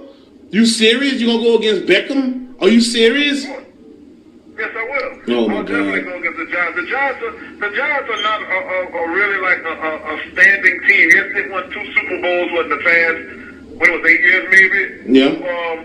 But I mean, they're wishy-washy. I really don't see the Giants as really making a statement this year as much as I see the Dallas Cowboys actually coming out and proving themselves. And I'm even seeing that Tony Romo will be traded like by next year because Prescott is going to show up that much. I just see it. I don't see I respect what you're saying. I don't see Tony going nowhere, but I do like Prescott. I think he's an excellent talent. I do like Elliott. I think the running back that's going to run behind that line. Man. He had a crop top on though. I mean, but he had a crop top on like makeup. Yeah, I understand that. But even a guy with crop top and makeup can run behind a line like that. I mean, I get it. You're looking at big numbers here. I get it. But anyway.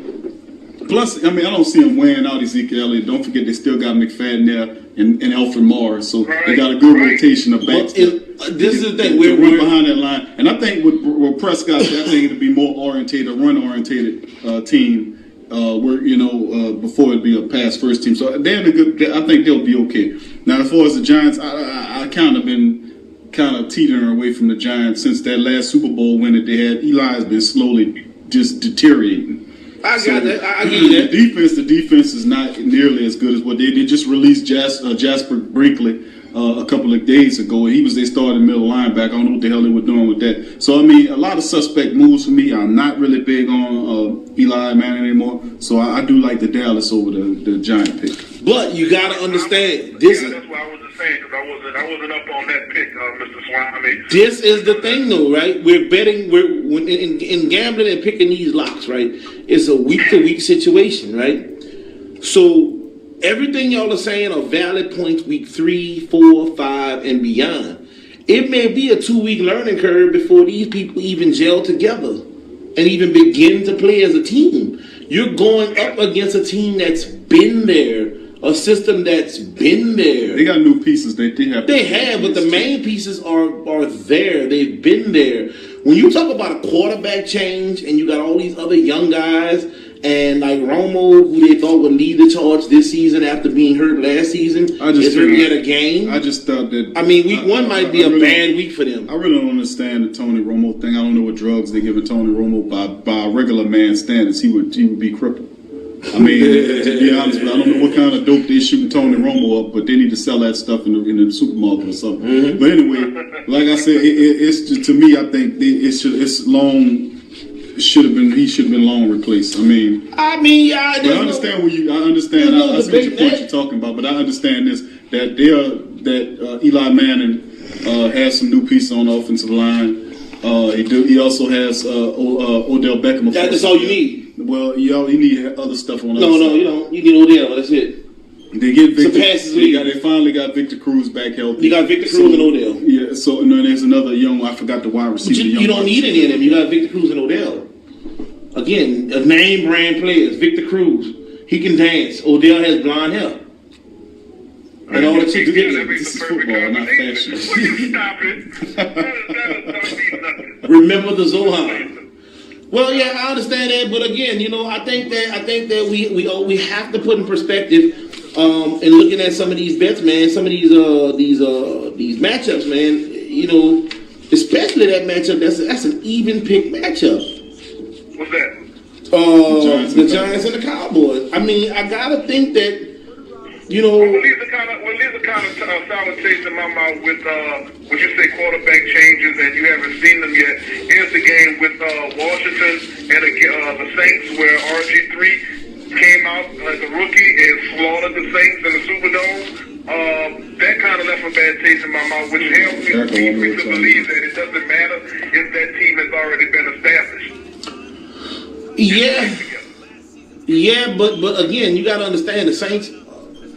Defense up there, they were like 31. So RG3 came out and did his thing, yeah, all right, whatever. But I mean, it's whatever. But yeah, I mean, but truth be told, Prescott, how he been playing in the preseason, it's like his system. Preseason, right? In the preseason. So, still in all, he got extended reps because they knew Tony Romo wasn't going to be there. But the way Prescott, it's system. That's the thing. Getting players that fit the system that you doing is that's what you're supposed to do. Unlike our boys, we do sometimes. We go pick a middle linebacker and put them on the outside, or try to convert a defensive tackle into a defensive end, like we had with Hakeem Hicks all them years. Right. He was playing defensive end, and I remember the columnists used to joke about, man, we got the biggest defensive end in the league. The dude's 6'5". 330 pounds, and he a defensive end. This is the thing, so, right? I mean, it's like system and knowing what to do with these guys. And I say that to say this about Dallas, and I'll let you say whatever you're going to say. But okay.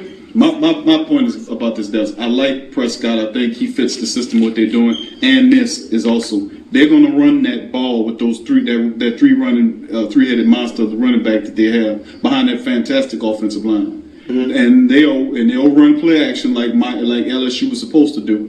And I'm telling you, that defense, we talking about the offensive line, but that defense that they have also is also a pretty decent defense. They got components back healthy, Lee's healthy, and they got a few other pieces that's coming back that's going to be held. Now, I don't know Randy Gregory. I think he's still held out with the suspension. I'm not sure if the tackle. I think he's still held out. But anyway, they did improve their defense as well. And I'm saying that even if it's close like what it is, I still have more faith in Dallas at home against the Giants. That's just my take on it, sir. I understand that, but I mean, and I won't interrupt you with you. No. I have a real simple point to make, right?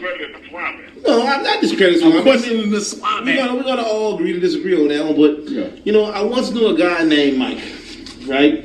Mike, what's his last name? Used to go to school on his bike. No. I once knew a guy named Mike, right? He was a white guy, about late 40s. Worked at the tire shop? No. I actually met him on one of my journeys, on one of my extended vacation journeys. Oh, yeah, right. Okay. And I once knew a guy named Mike, and Mike used to work out every day, and Mike used to lift weights and walk, and I mean, Mike, man, taught this boxing class, right? So you have all these guys, man, lined up, next to each other, and they'd be boxing, and I mean, Mike, he had the rope, he'd go under the rope, come up, man, he had hands with fish, they were quick. Mike was just a monster, right? So one day, this guy passed Mike, and he and Mike had a problem. So Mike said, "What'd you say?" So I said, "Oh shit, Mike about to knock this dude out." So Mike turned around, got in his boxer stance, spread his feet apart. This dude punched Mike in the face one time, and Mike went down to the ground, never to be seen or heard from again. So I say to say, in preseason, I don't really believe in preseason because anybody look good shadow boxing. Now, when you come to... Like I said, shadow boxing. It's a shadow boxing. When you come down to the real deal... Anybody can beat up on there. Anybody can beat up on there because it don't hit back for some strange reason. Yeah. When it comes down to the come down and you're involving yourself in a grueling 16-game season, Romo's gone, and like you thought you would be playing 4 games, a couple quarters. Now all of a sudden you're piloting the most extravagant NFL team to ever, grace the NFL. You piloting America's team in 100,000 plus person stadium. That's a big deal, dude. That is. That's a big deal. It is a big deal. But is it bigger than what Prescott can handle? He's not going to be counted on to win those games. He's going to just be a manager. So I think that's what they're not expecting him. Right. See, here's the difference. When they're expecting you, you know what I'm saying, to make a statement, it's a different feeling than we don't even expect you to do nothing. But dude, this guy is elusive. He can get the ball to the receivers, and he's going in there with a carefree attitude. Like, hey, even if I mess up, that's what they was expecting anyway. So I'm just about to go out here and let them have it. I don't think, you know what? I think far as staff is concerned, I think staff would be willing to let Prescott do his thing and develop into his own and kind of grow into his role as quarterback of America's team. I don't think the fans want to hear that shit. Wow. I think the fans want instant gratification, which is Romo. They're not going. The fans are not going into the drugstore buying the pill form. They're going by the liquid form because the liquid works faster than the pill. So who's the liquid form? Prescott is the liquid form. They need the liquid form, and they're not going to want to hear Prescott this and Prescott that. Why? Because over the last 2-3 weeks since the Romo injury, people have been putting so much hype around Prescott, and they've been talking about what Prescott can do, what he's made of. It's not just the hype. I mean, he's played not just well, but he's played really good. The casual fan is gonna want instant gratification. Well, he's giving them that. He's giving them a reason to be excited. Now he's got to do it on a big stage, and he's gonna struggle. That's why I think that if they're going to give the ball to the running backs, you got all those great backs behind that excellent line. They're going to turn into a little run first team at first, with Dallas being that they know they got a rookie back there. Right. But he's going to be a guy. But you got one of the biggest safety blankets in the world in Jason Witten. And then you got Des Bryant running around there. You just have to place the ball in the vicinity of Des Bryant that he coming down with. So like I said, Dallas has a fantastic offensive team. Defensively, they starting to get strong too. Like I said, I just like the atmosphere. I know it's close, what you saying, Swami, but what I'm saying is, the Giants going to Dallas to win when that stadium's going to be on fire. I'm a gambling man. I'm a gambling man, and I love. But you like the Giants flavored vodka. I love flavored vodka. I love GTV watermelon. Shout out Birdman. GTV watermelon. Vodka makes the best flavors in the world. Take one sip of the lush wildness of Ciroc lit. So this is what I'm willing to do. I'm willing to do this right here. While the Ciroc commercial is playing, and I don't know how it even possibly got in there, but what I'm willing to do right now, I'm gonna say the Swami is so confident. Here I go. The Swami is so confident, right, that if the G-Men don't win this game, right, I'm going to do Monday's show. Erica says go Zephyrs. I'm going to do Monday's show on the recap show.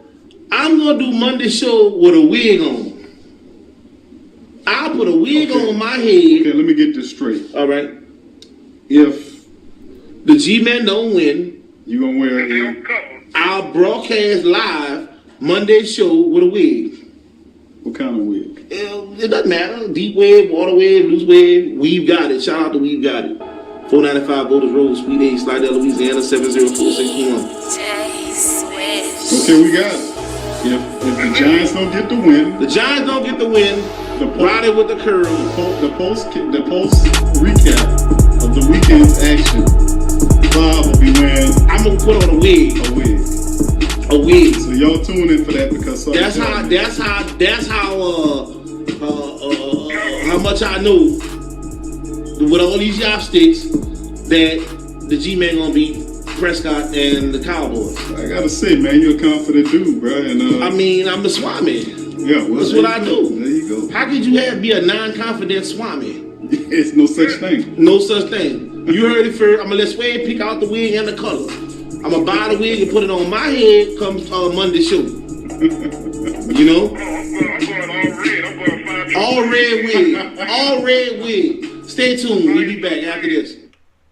Let me tell you about a news site that carries the news that you would want to know. News that's not the same as the rest of lamestream media, but a site that lets you know about the most important news on health, economics, tech, entertainment, science, food, sports, world news, positive living, paradigm shift, and a lot more. Go to theposhreportonline.co. That's right, theposhreportonline.co. Learn more. And remember, challenge everything. There's no one road out there. No one surface. No one speed. No one way of driving on each and every road. But there is one car that can conquer them all. The Mercedes-Benz C-Class. 5 driving modes let you customize the steering, shift points, and suspension to fit the mood you're in and the road you're on.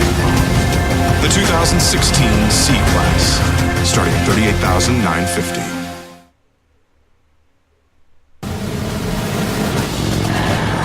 Bud Light Party believes in change. That's why Bud Light has a new look, and we want to share it with everyone. From our national parks to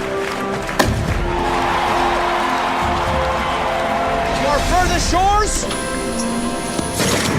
jackpot, to your living room. Look under your seats! Still the same refreshing Bud Light with a new look. Big Q and the guys, telling you everything you need to know on the Saints, Pelicans, and a whole lot more. And that was a disgraceful performance, in my opinion. We threw that game. We gave it away by doing that. We gave them the friggin' game. In my opinion, that sucked. What's that? Playoffs? Don't talk about playoffs. You kidding me? Playoffs? I just hope we can win a game. We played them in the third game. Everybody played 3 quarters. The Bears are who we thought they were. That's why we took the damn field. Now, if you want to crown them, then crown their ass. But they are who we thought they were. And we let them off. I mean, it's strange to me too. But we talking about practice, man. We're not even talking about the game, the actual game, when it matters. We talking about practice. Y'all know what that means. That's our new special segment. That's gonna be headlined by the one and only Darth Vader Blaxuede.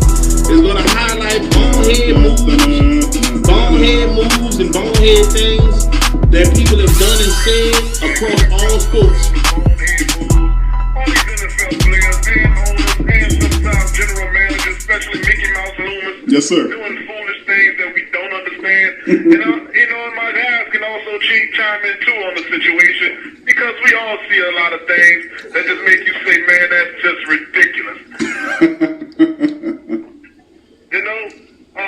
One being the moves that Mickey Mouse Loomis made.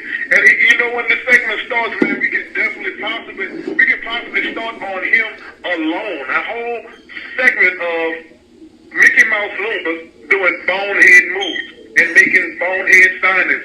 He's the reason why the Saints are in how much debt? 30 to 35 million? Yeah, 35 dead money, baby, over 35 million. Which I'm pretty sure has risen. And it's risen since that time. So, I mean, what are your thoughts on that, Mr. Q? Well, where do I start? I mean, my favorite bonehead move of Mickey Mouse Loomis was quite recently when we had the opportunity to sign Drew Brees during the Josh Norman situation. I call it the Josh Norman debacle because that's what it was. Drew came to the Saints and said, let's get a deal going right now so we can sign Josh Norman. If by the least that he could have done was sign Drew and freed up that money at that time. Hell, he could have did it previous season, but there, Drew actually came to the team in hand, let's get a deal done so we can get the cornerback. Mm-hmm. Nothing got done. We didn't get Josh Norman because he chose to go to Washington with more money, and we didn't get Drew Brees. So what the hell did we learn from that situation? That Drew was actually motivated to get the deal done. Bonehead mistake number one. Mm-hmm. The debacle of Jari Evans. Now, y'all can agree with me, a lot of y'all pro fans out there understand. You cut a guy, you come to a guy that's playing at all pro level. Right. Now, later on in this year, not so much. 2014, he was kind of banged up. He had some injuries working through. He took not one, but 2 pay cuts to give salary back to the Saints. And the third time they went and approached him this year for another cut, he said no, they cut him. To only bring him back yesterday or today. So you know, what the hell is, what's that? That's not, and that's why I have to talk about a lot of them reporters, the time-picking guys, a couple of them guys, because you don't call this guy a genius. That's not genius moves to hurry up and get Drew Brees' deal done a few days before his self-imposed cutoff date, which he's not going to talk about it anymore. Right. So I'm going to just wait you out until... It was a threat of the franchise tag coming up, and with the threat of the franchise tag... What is the threat? They're going to pay him $45 million for 1 year? That's no such... salary cap would be just immensely buried but that would be more on his benefit than it would be for your benefit. Oh, absolutely. You but I mean, you would need like a backhoe and... You can sign him, he's going up in market and make $25 million a year, but Denver will probably pay him $25 to $30 million. Right. Or you're going to franchise tag him for $15 million more than with the market value of him. Oh, that's a great idea. At that 37, 38 years old. So that's what I'm saying. It's a lot of stuff with Loomis. Don't get me wrong. He had a few things that he did actually well. But to another thing, and I'm going to leave it alone and let you have it, Blaxuede, is the move to get Kobe Fleener. We signed Kobe Fleener for $54 million. Why the hell we didn't take that money and wrap up Drew? Why we didn't get his deal done so we could free up money to go get other people? Why would we sign a tight end for $50-something million and the guy that's going to get you to the Super Bowl, he's still not done yet? No. So bonehead decisions, bonehead moves, Mickey Loomis. Earn him the title about Mickey Mouse Loomis. I have a problem with, before I shoot to you, Five, I have a problem with the Brandon Browner situation. When you sign these Brandon Browners and they come over here and they suck, and then you let them go, and now you're at $4 million worth of dead money. You have Keenan Lewis, who is an awesome cornerback for the Saints, who played all 16 games for his first 3 years of the Saints, had injury problems, and you let this guy go in order to build on this little young franchise team, and now you have another $6 million in dead money. You have Junior Gillette, which is fine, so I can understand it being a locker room problem, and you let him go, and that puts you at $12 million worth of dead money. You have Marcus Colston. Of course, he wasn't living up to his potential, but I mean, you still kept Brandon. You still kept what's the giraffe? Brandon Coleman around. You kept Brandon Coleman around, and now you're another $2 million worth of dead money. It's just foolish moves that I see Mickey Mouse Loomis is making. It's looking like Disney World kind of, which is why we call them that. And I'm going to slide this over to Five, man. Well, first of all, make no mistake. Keenan Lewis got cut because his face mask is far too hard. He was telling me game after game. He was telling game after game, dude, we not gonna keep paying these people to fix your mouth because your face mask is too hard. Why is your face mask so hard? And he was like, I don't understand what you're talking about. It's comfortable playing up there. He said, dude, you look like a parrot. What the fuck? What are you doing? Why is your face mask in the middle of your nose? So you saying the same? I would have cut him too. You said the same. I would have definitely cut him too. But his face mask is way too fucking. His face mask. Let's get this straight. I just want to find out. I never heard this before. This is entire information, obviously. Dude look like his face man too high, and Q say the dude got ballerina legs. So, I mean, I'd have cut him too. Like, man, look, he's a liability, man. One day somebody gonna bust it in his chin. He just ain't gonna look like a Simpson. He gonna have Hey, bro, lay off Keenan, bro. Let me tell you something, man. Right. I think Keenan Lewis's face mask could warrant some adjustment. I give you that. Right. But the reality is, when he got cut, he spoke to Josina Anderson over at ESPN and told him that it was a beef between him and Dennis Allen. Right. Of course, Sean Payton denied that and said it was a liability, which is the reason why we got rid of Keenan Lewis. Then he turned around under his breath and said it was also the face mask. Hey, listen. And Sway, and about Keenan. Now, I made the comment. Now, Sway talking about ballerina. Like he got legs like a ballerina, got small legs. If you look at Keenan Lewis, a lot of issues happen with Keenan Lewis in his hip and leg area. If you look at Keenan Lewis's...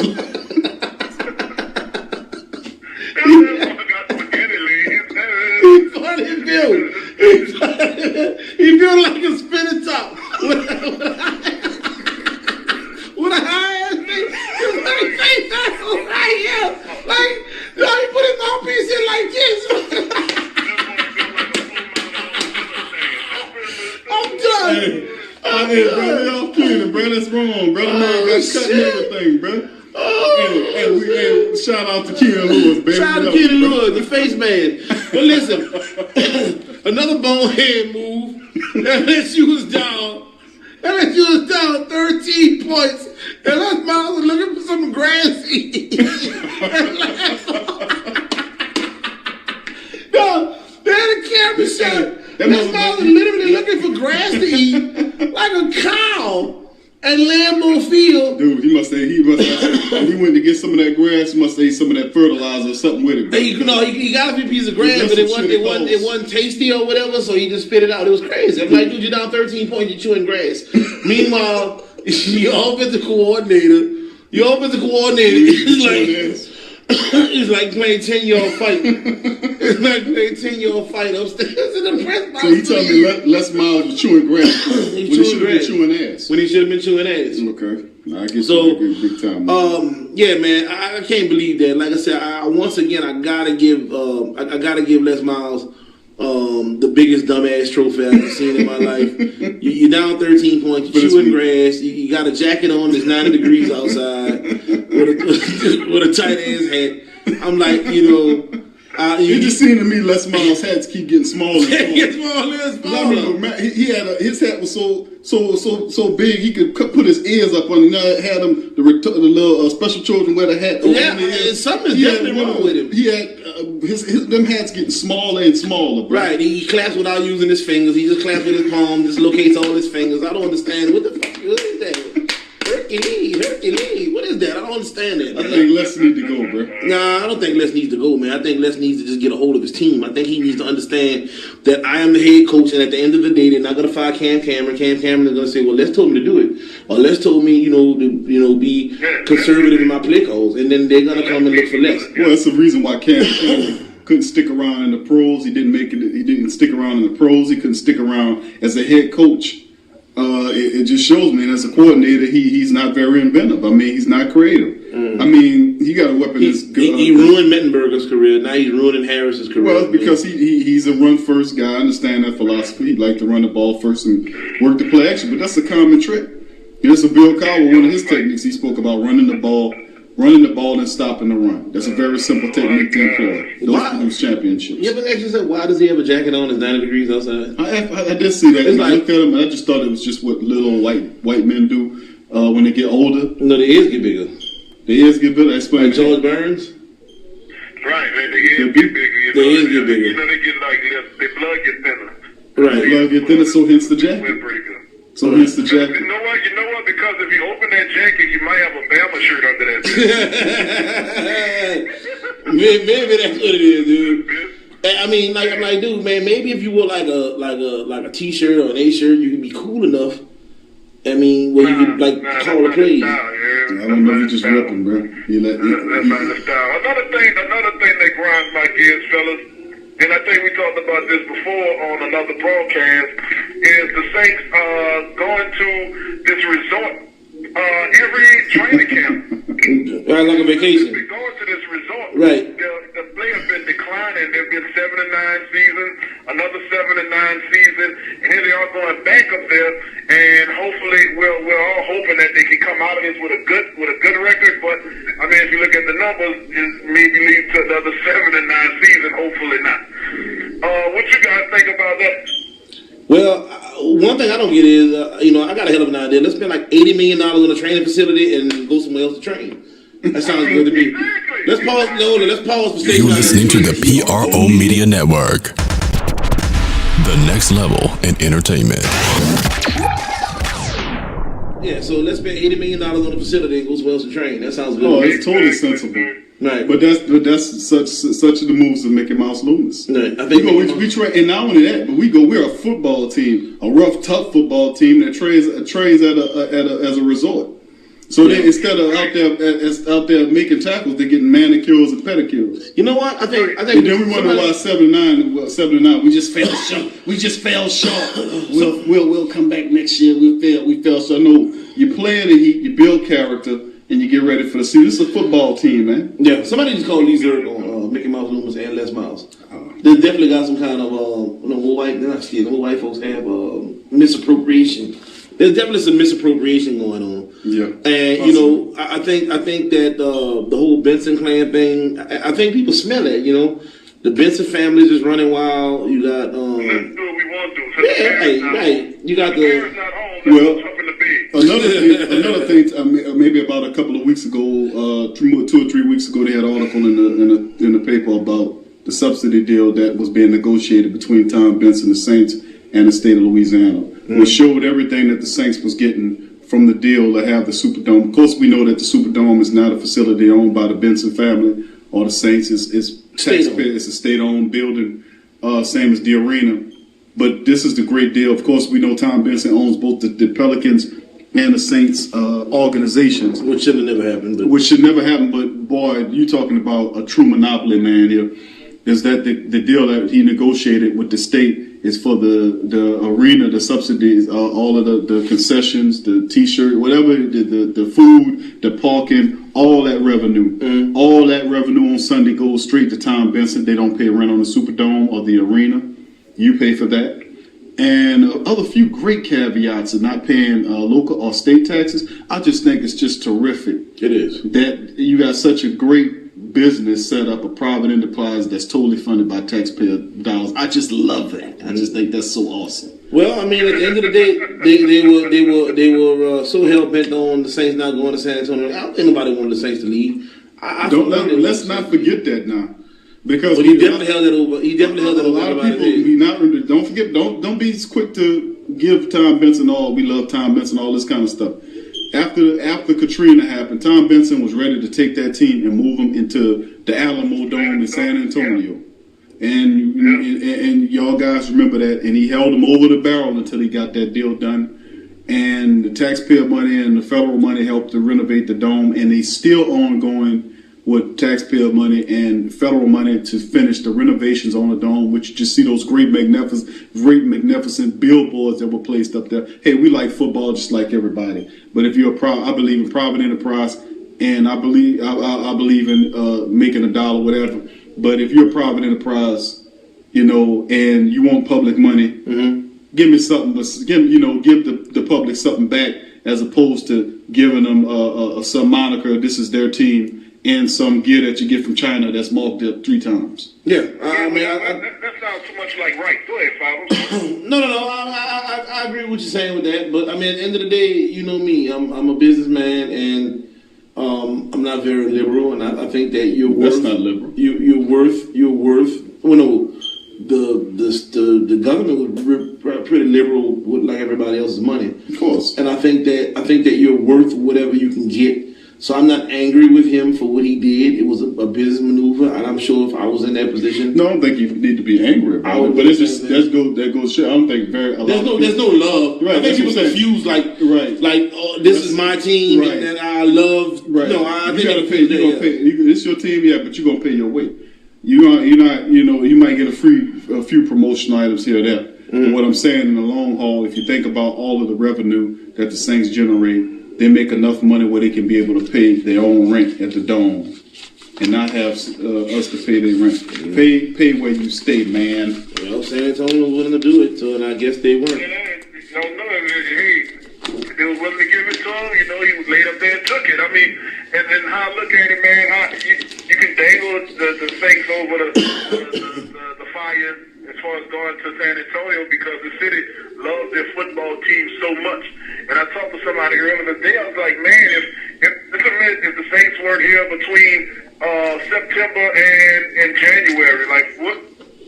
I think that's a time in the city where people actually come together and root for the Saints, man. And so it's a special thing for the team.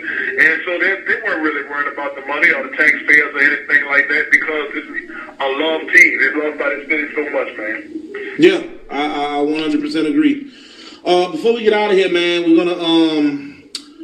gonna go over the fantasy football rankings, the top 300 right quick. I'm gonna give you a couple of my personal picks to see where y'all at with it.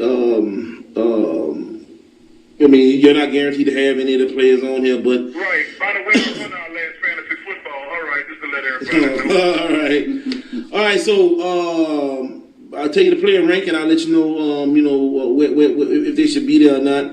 Obviously, Antonio Brown and Odell Beckham Jr. are respectively 1 and 2 on the top 300. I think that they're gonna definitely week 1.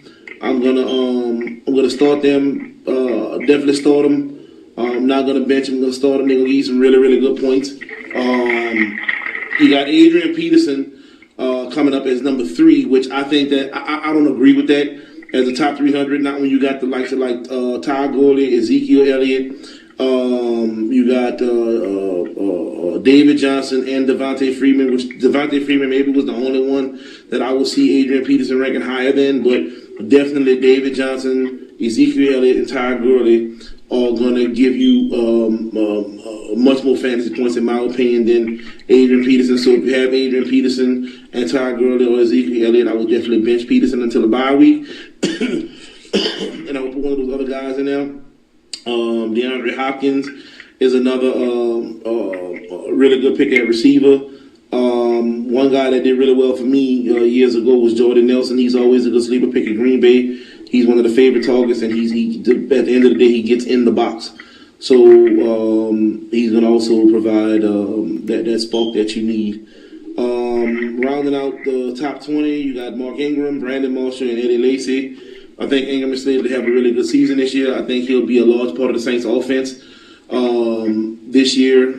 I think the running back by committee system in New Orleans is pretty close to dead. I think that Ingram will have 60, 70% of the touches. So I would definitely start Ingram week 1 if I had him because they're definitely going to use him. You've got Mike Evans, Sammy Watkins, Jonathan Stewart, and Brandon Cooks. Brandon Cooks at 26, I think, is a little far down the totem pole. I wouldn't overlook him. I would definitely start him alongside any other receiver that I would have, because again, Brandon Cooks is one of those receivers that he's gonna get a lot of touches. He'll get a lot of passes from Drew Brees because they just simply don't have much, and that's how sleeper picks are got.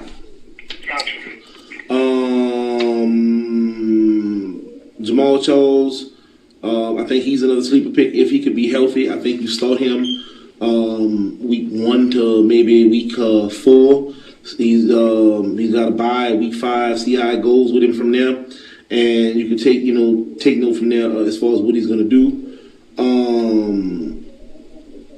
Matt Forte has always been a really good sleeper pick because not only does he run, but he catches the ball out of the backfield tremendously well.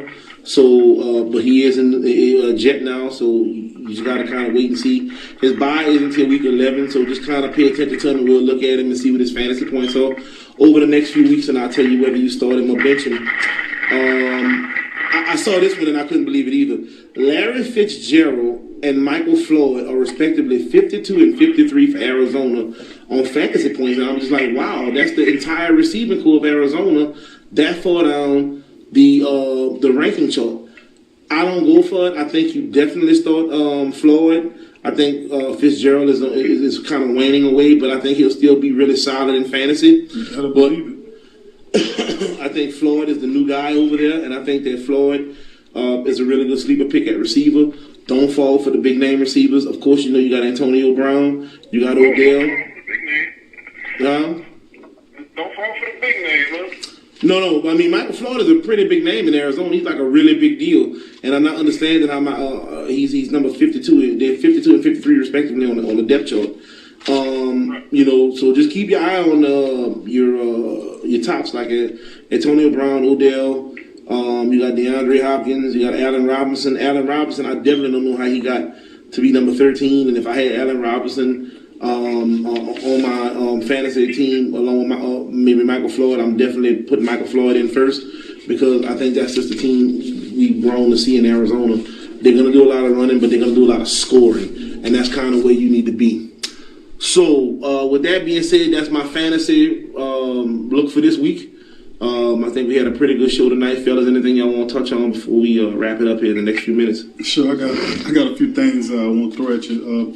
The NFL finally said something about the Colin Kaepernick thing. I don't know if you guys heard that yet, but Roger Goodell came out with a statement that says Roger Goodell says NFL believes in patriotism and disagrees with Colin Kaepernick protests. And of course, he said, I support our players when they want to see change in the society. We don't live in a perfect society, Goodell added. On the other hand, we believe very strongly in patriotism in the NFL. I personally believe that very strongly in that. He added that the NFL players have a visible platform for their viewpoints. With that comes responsibility to use those platforms properly. We have to choose respectful ways of doing that so that we achieve the outcomes we ultimately want to do with values and ideals that make our country great, said Goodell. I think it's important to have respect for our country, for our flag, for the people who make our country better, for law enforcement, and for our military who are fighting for our freedoms and our ideas.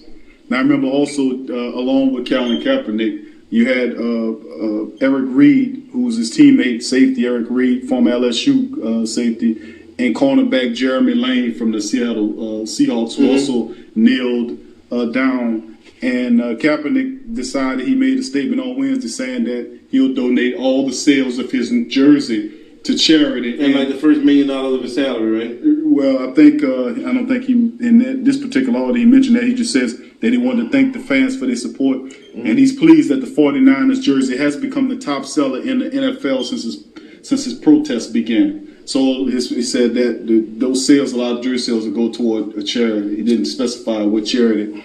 But then also the hockey coach, Wade made mention of this, John Tortorella, said that if any of his players stay seated during the national anthem, they'll be seated for the rest of the game. So he kind of getting ahead of the curve, right? Right. So any guy y'all can. Well, I think that Kaepernick.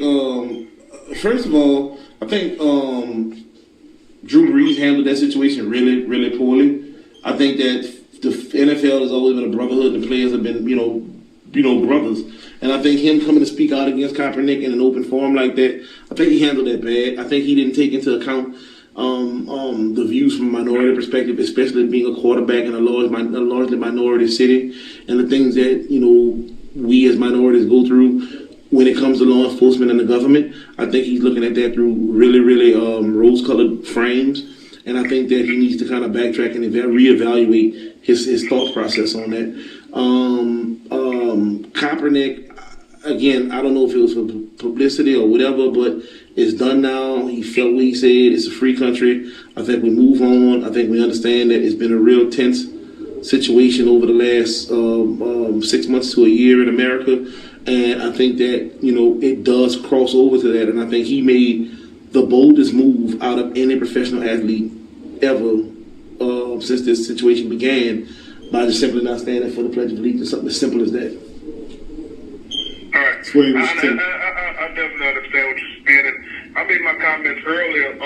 How two-faced some people are, and I spoke about how they can always claim to love Jim Brown or claim to love Muhammad Ali when they stood for the exact same thing, and no pun intended, that Colin Kaepernick is standing for.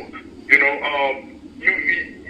in no kind of way, shape, or form has anyone talked about the reason why he's protesting, and he's protesting because of police brutality and things that are done injustice-wise to minorities. And no one's talking about that. That was for a reason to bring that to the surface and to talk about it and how can we settle things and how can we fix this. But it's all been covered over by not standing for the flag. Well, now everybody's talking about, the flag means this and the national anthem says this and, you should respect your soldiers. Dude, the soldiers go over there to fight for freedom, for our freedom, so we can be able to sit down when we want, so we can protest and have a voice. So it's just looking awful, man. I'm not really liking the look, and I agree with you what you're saying, Bob, about the NFL CEO, whatever he may be, president. He just came at it the wrong way. Yep, I agree. I had fun tonight, fellas. It was a impactful show. We got a lot to look forward to. We'll see if I got that wig on my head come Monday. Hey, I know he said he gonna get you a nice fire red wig. Well, we shall see. Like Wendy's, I got the double stack. We will see. So for Big Q, I'm riding with the curls, and Blaxuede, we'll see y'all Monday, man. It was a good show. Thanks to all our Facebook followers, and we appreciate another good show. We'll get with y'all later. Yeah, it's Big Q and the Super Predators. That's right. Thanks, Hillary. We're Big Q and the Super Predators. Also, y'all guys check out the SoundCloud page, Sports Coma on SoundCloud and on iTunes for all our previous broadcasts. Check them out and check us out. Thank you.